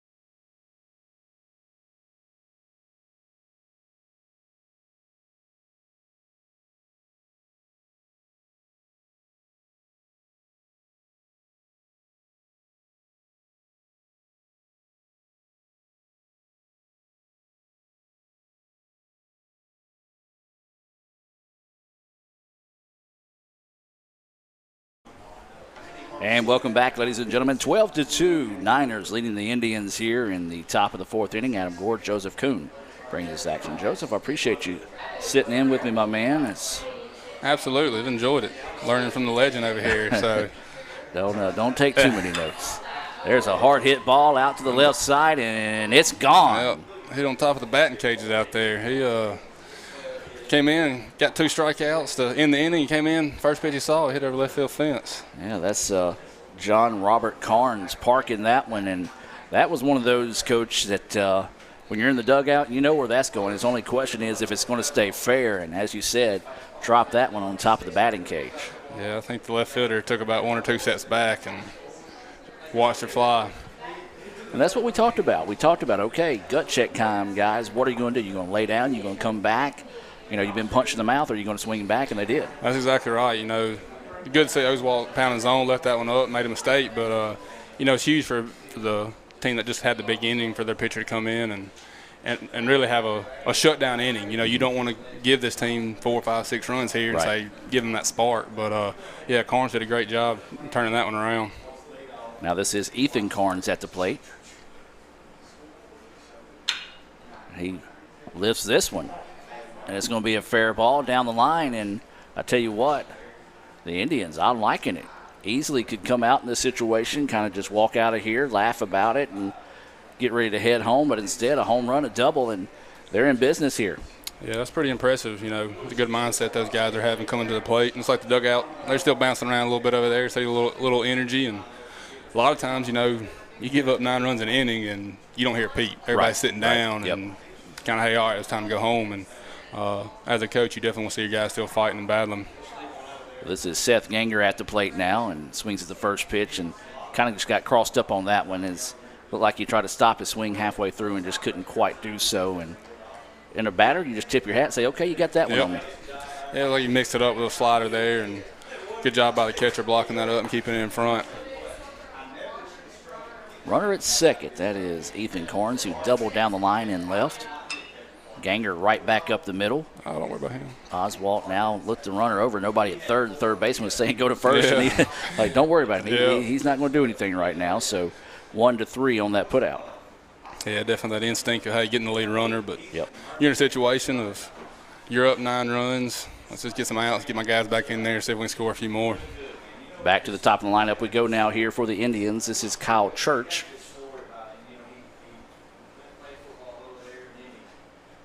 As Church calls time, the umpire didn't give it to him, and Oswalt just loaded up and threw maybe one of the easiest strikes in his career. Yeah, that was a nice job by Davis sticking with it because, you know, you hear all your life, unless that umpire gives you time, you don't step out, and he went ahead and did that and down 0-1.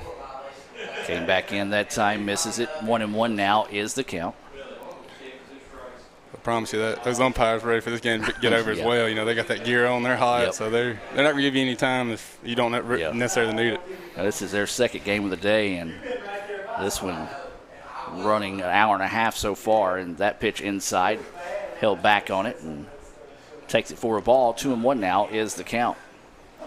This is Church, who's playing in center field. He's 0 for 1 of the day, reached on an error, walked, and scored a run. That pitch right down the middle. Good job coming back and just filling up the zone after losing a couple of those inside and tight. Yeah, evened it up there, 2-2. So let me hit a spot here and put this guy away. So waiting the 2-2 offering here from Oswalt. And got him swinging. Nice job just coming back and settling down and getting that strikeout. Take a look at that on the replay there. Yeah, as a pitcher, you typically are going to be a lot more successful working down in the zone. You know, the home run and the double are both up in the zone. And, you know, especially for Davis and really any guy, if you work down the zone, work ahead, typically you have some better numbers and don't give up as many hard hits like that. This is Robertson, the second baseman at the plate now, 1 for 2 on the day. He's got a single, flew out to right field on a nice defensive effort by Grayson Stone to rob him of a base hit. And that pitch missing for a ball. 1-1 now is the count. The first pitch was fouled off down the line. So 1 ball, 1 strike, and 2 outs.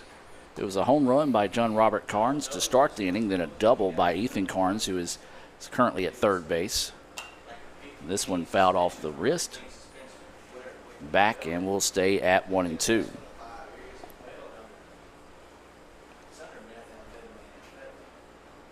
Again, we want to remind you, Wednesday night, the Red Sox coming to town, Pontotoc and Tupelo. Had to think about it there for a second. I kept wanting to say Warriors. I was like, no, it's not the Warriors. But the Red Sox coming to town, and one of the premier rivalries in all of American Legion baseball. There's swinging strike three. Great job by Oswalt just to hang in there after giving up that home run and a double, come back with back-to-back strikeouts to get out of that jam. Yeah, it probably took him a few pitches kind of locked back in after seeing his guys score 9 runs and kind of get that mentality, I got to put these guys away and not let up. 1 run on 2 hits and 1 left on base.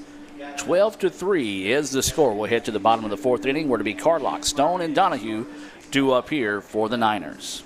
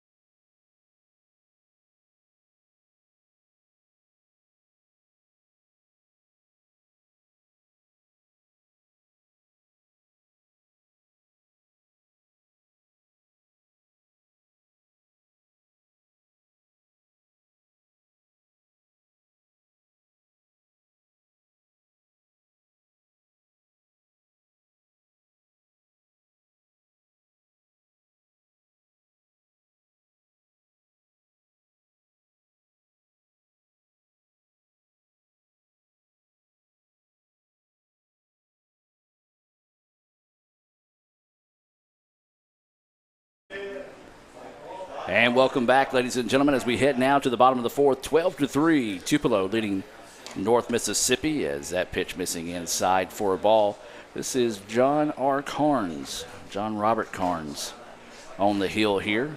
Had that solo home run to start the other inning. And that pitch high and inside, 2-0 now is the count.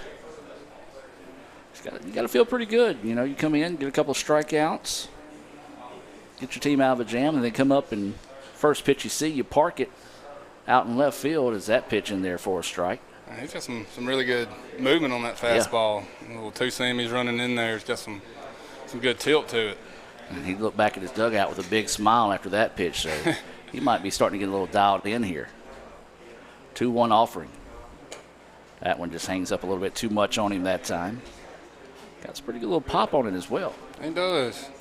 Good arm he's showing off right now. So 3-1 is the count. This is Carlock at the plate. Soft contact there. Third baseman coming over and makes the play, and just dropped at first base. So E3 on the play there. Great play by the third baseman. He saw that was a slow roller. You saw him communicate quickly with his shortstop, said ball, ball, ball. And that's the reason why he was able to get to it, just unfortunately just in and out of the glove of the first baseman. Yeah, he had a great jump on that, covered some ground, and fortunately might have ran back up the line a little bit for him on a throw. And we talk about the guy at first base. Now, he did spend the first part of the game behind the plate, so easy to say he is probably zapped over there at first base as well. Yeah, I would say he doesn't have too much left in the tank. This pitch lifted, foul territory. Is it going to stay in the park? No, it's going to get out, but a nice effort over there by the third baseman. And that's what we asked. We didn't call them out, but we questioned what are the Indians going to do? Are they just going to lay down? But you saw that play and the hustle to get after the ball that was going to get out of the ballpark, but you got to like that fight. Absolutely. You know, you preach as a coach to control what you can control, and, you know, the energy and how you compete and how you approach different situations is something you can control. You know, obviously what the ump does, what the other team does, you can't. But seeing these guys get after it like that and they're still down 9 runs is definitely good, because, I mean, you've got college coaches here scouting right now. So I can promise you if these guys weren't hustling or being a little lazy playing the game, they'd get marked off the list for sure. So 0-2 after that foul ball. Runner at first, no outs. Carnes on the hill. This is Stone at the plate. Taking a lot of time on this one. And a curveball, and that one just a bit behind him. That's when you're taught to get that bat down, because if he doesn't get that bat down, then he fouls that one off. Yeah, I've definitely seen that happen before. Foul ball, I've even seen him come back fair there, you know, and it's that's something that, you know, you almost give yourself up, and it can definitely be frustrating, because that's something you talk about all the time, you know, the tuck turn type approach, and that ball's coming at you. What would be a Rick Collier reaction to something like that? Ooh, I don't even know if we want to go down that path. We can't say that. That last foul ball down the first base side, and we stay at 1-2 now.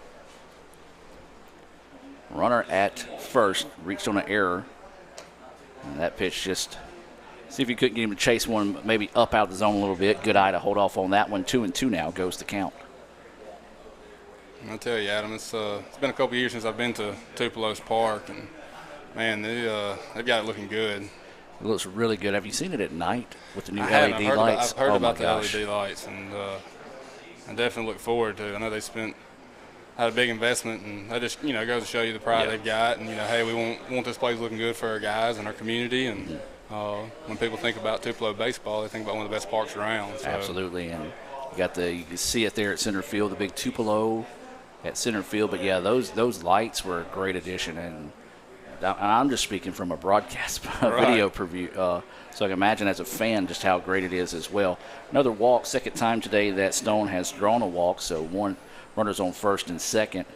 And the really cool thing is they alternate each light with a yellow and a blue LED shooting up the pole. So that's awesome. It's if you ever have a chance to come out and watch a night game at Tupelo, I most definitely suggest that as well.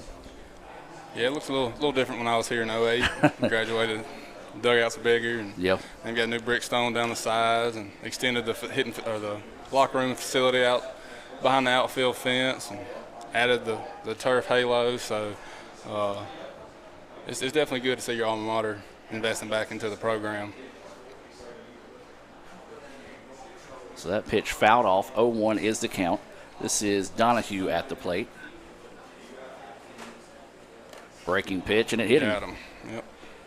It's just,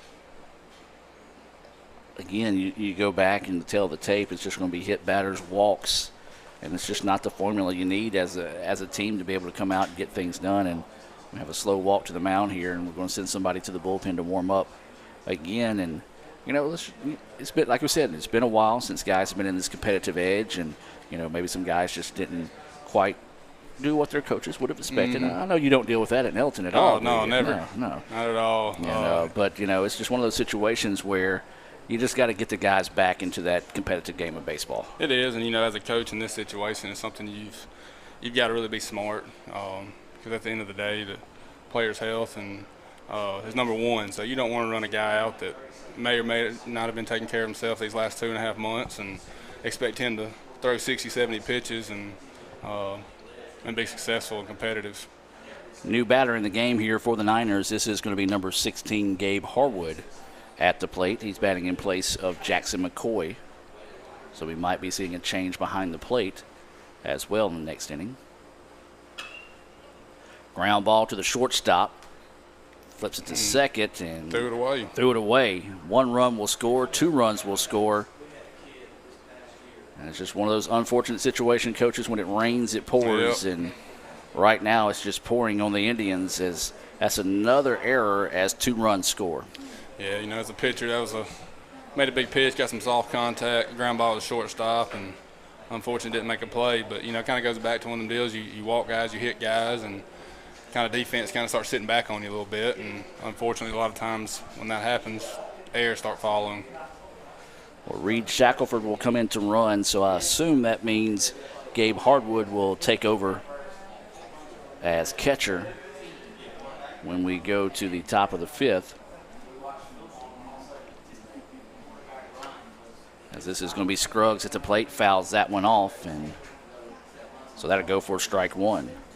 Well, he was getting down that line. He was. And again, you go back talking about it, you got other eyes here on you in this situation. Very easy to know, okay, well, that's a foul ball. I'm just going to jog it down. But, it's the little nuances of the game that kind of gets you over just being an average player to a better player, and that's the reason why you're on teams like this. That's exactly right. This is a guy's going to ICC, and, Coach Collier's here watching, so, he's got to understand that, and that's good to see him getting down and showing that hustle. Scruggs takes that one across for a strike. Nice job coming back to fill up that zone. As Carnes has done a good job filling up that zone, but he has got, one hit pitch and a couple of walks. He's just putting it up there and giving his team a chance. That's it. Breaking pitch gets away, and big sweeping breaking ball there.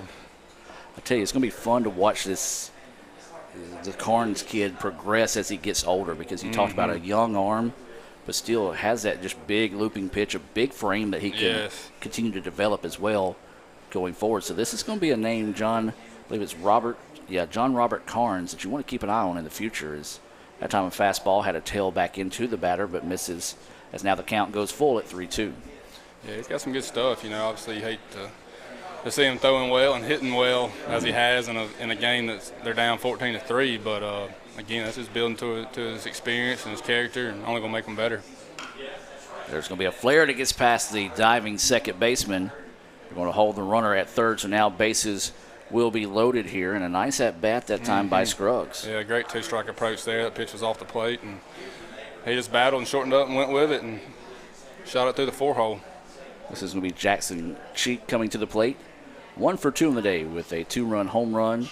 He walked and scored a run back in that 9-run third inning. Good opportunity here with bases loaded once again and no outs. That pitch high for a ball. So 1-0 is the count. Wind blowing out. Now more foul pole to foul pole than it was, but still gusting pretty good. Yeah, that flag's taking a toll out there. That's one of those winds that wasn't blowing, but if it was blowing when John Carnes hit that home run a while ago, it'd been on that football field. Yeah, you might have put it over the end zone out there in the practice football field here at Tupelo Middle School. So 2-0 pitch coming. Just a nice job changing speeds that time. Took a lot off that ball, even though it was right down the middle. It was one of those Cheek. Yeah, I think he was trying to hit number 2 for the day. He was thinking long ball there. 2-1 now is the count. Bases loaded with no outs. Pitch missing low for a ball. 3-1 now. As a coach, I'm okay with that. Bases loaded, no outs, 2-0 count. Might could have kept his head on it just a tad bit more, but definitely a good swing nonetheless. So waiting the 3-1 pitch here. Grounder, shortstop, could turn 2. There's 1. The throw over in time. I think that's a 14-3 double play. Yeah, I'm going to say he's tired sitting out there baking in that sun, but, nice job by Cheek getting the run across and getting down the line. So the run does score, makes it 15-3, and not talking bad about an umpire, but that's most definitely a 14-3 double play. Yeah, I would definitely agree with that. And as a coach, you really just can't say anything to that. You're just like, okay, I know what you're doing. I get it. Just remember you owe me one later when it counts. There's that beautiful curved ball. And I tell you, in baseball for me, if you got a big looping curveball that you can throw for strikes, man, and you can mix in a fastball with it, but a big looping curveball like that, it's just a pretty thing to watch. It is. When he flip it in there and consistently and work ahead, it's definitely going to be a good pitch for him moving forward. That pitch missing low, 1-1 now is the count. This is Connor Davis at the plate. Davis 1 for 1. He's been hit by a pitch and walked. He scored once, and he's stolen 3 bases. This one fouled right back to you. Yeah.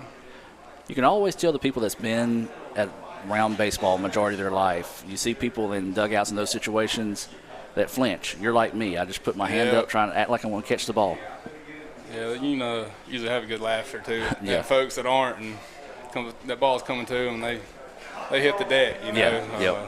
That's one of my favorite things to do when I do call games at ICC, because we're sitting up above the grandstand, and you'll see those balls coming back, and you'll see the people that, watch their kids play since T-ball, and you'll see the people that are there for the first time just bailing out. Yeah, I think there's a little give in that net. 2-2 is the count with 2 outs. Runner at third here.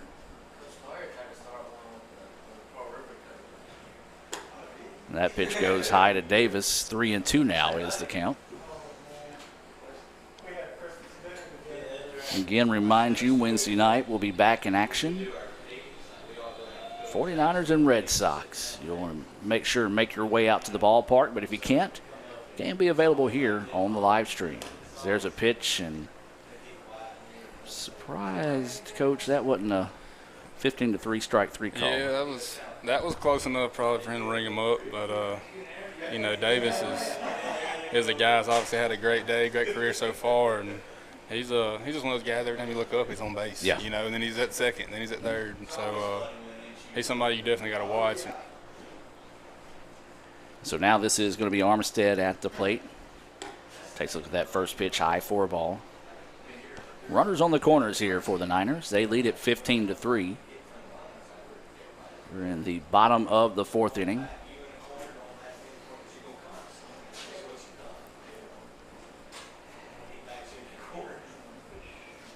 There is 2 outs in the inning. This one popped up.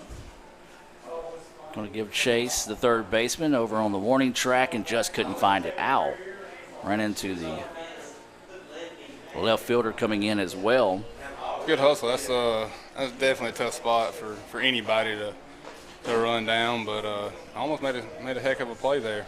That's Lucas Cartwright. We talked about it earlier. He's not throwing in the towel. He's made some extra effort plays that haven't turned into an out yet, but later down the season could very well be one of those plays. And that's just something you love to see. I mean, as a coach, and as a spectator, as a teammate, you know what you're getting out of that guy. Armstead holds off on that high fastball. Now the count goes 2-1. 2 outs, runners on the corners here. Bottom of the 4th. Niners have put runs on the board on every inning so far. 2 in the first, 1 in the second, 9 in the third, and so far 3 here in the 4th inning. This pitch lifted. Center fielder's going to jog back, going to dance around, and then Kemp's underneath it for the out. Yeah, that's one of those ones as a coach makes you a little uneasy. The wind's blowing out, and then still see that guy just kind of backpedaling. You're like, hey, go ahead and get back there. You know that wind's carrying it, so it makes you a little nervous at times.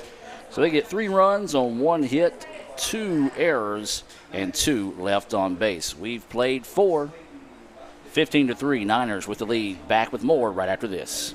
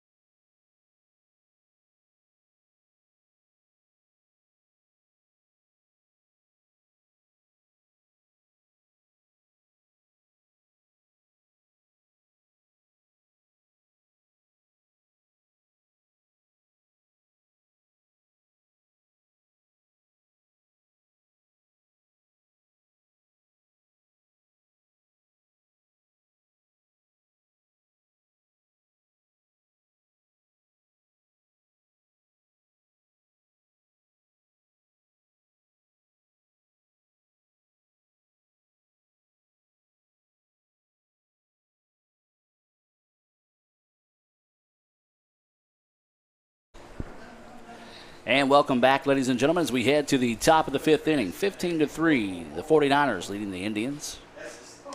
Now, this used to be the Amory Indians, right? They've changed to the North Mississippi Indians? Correct. That's what I was thinking, but I wasn't 100% sure, so I didn't want to misspeak.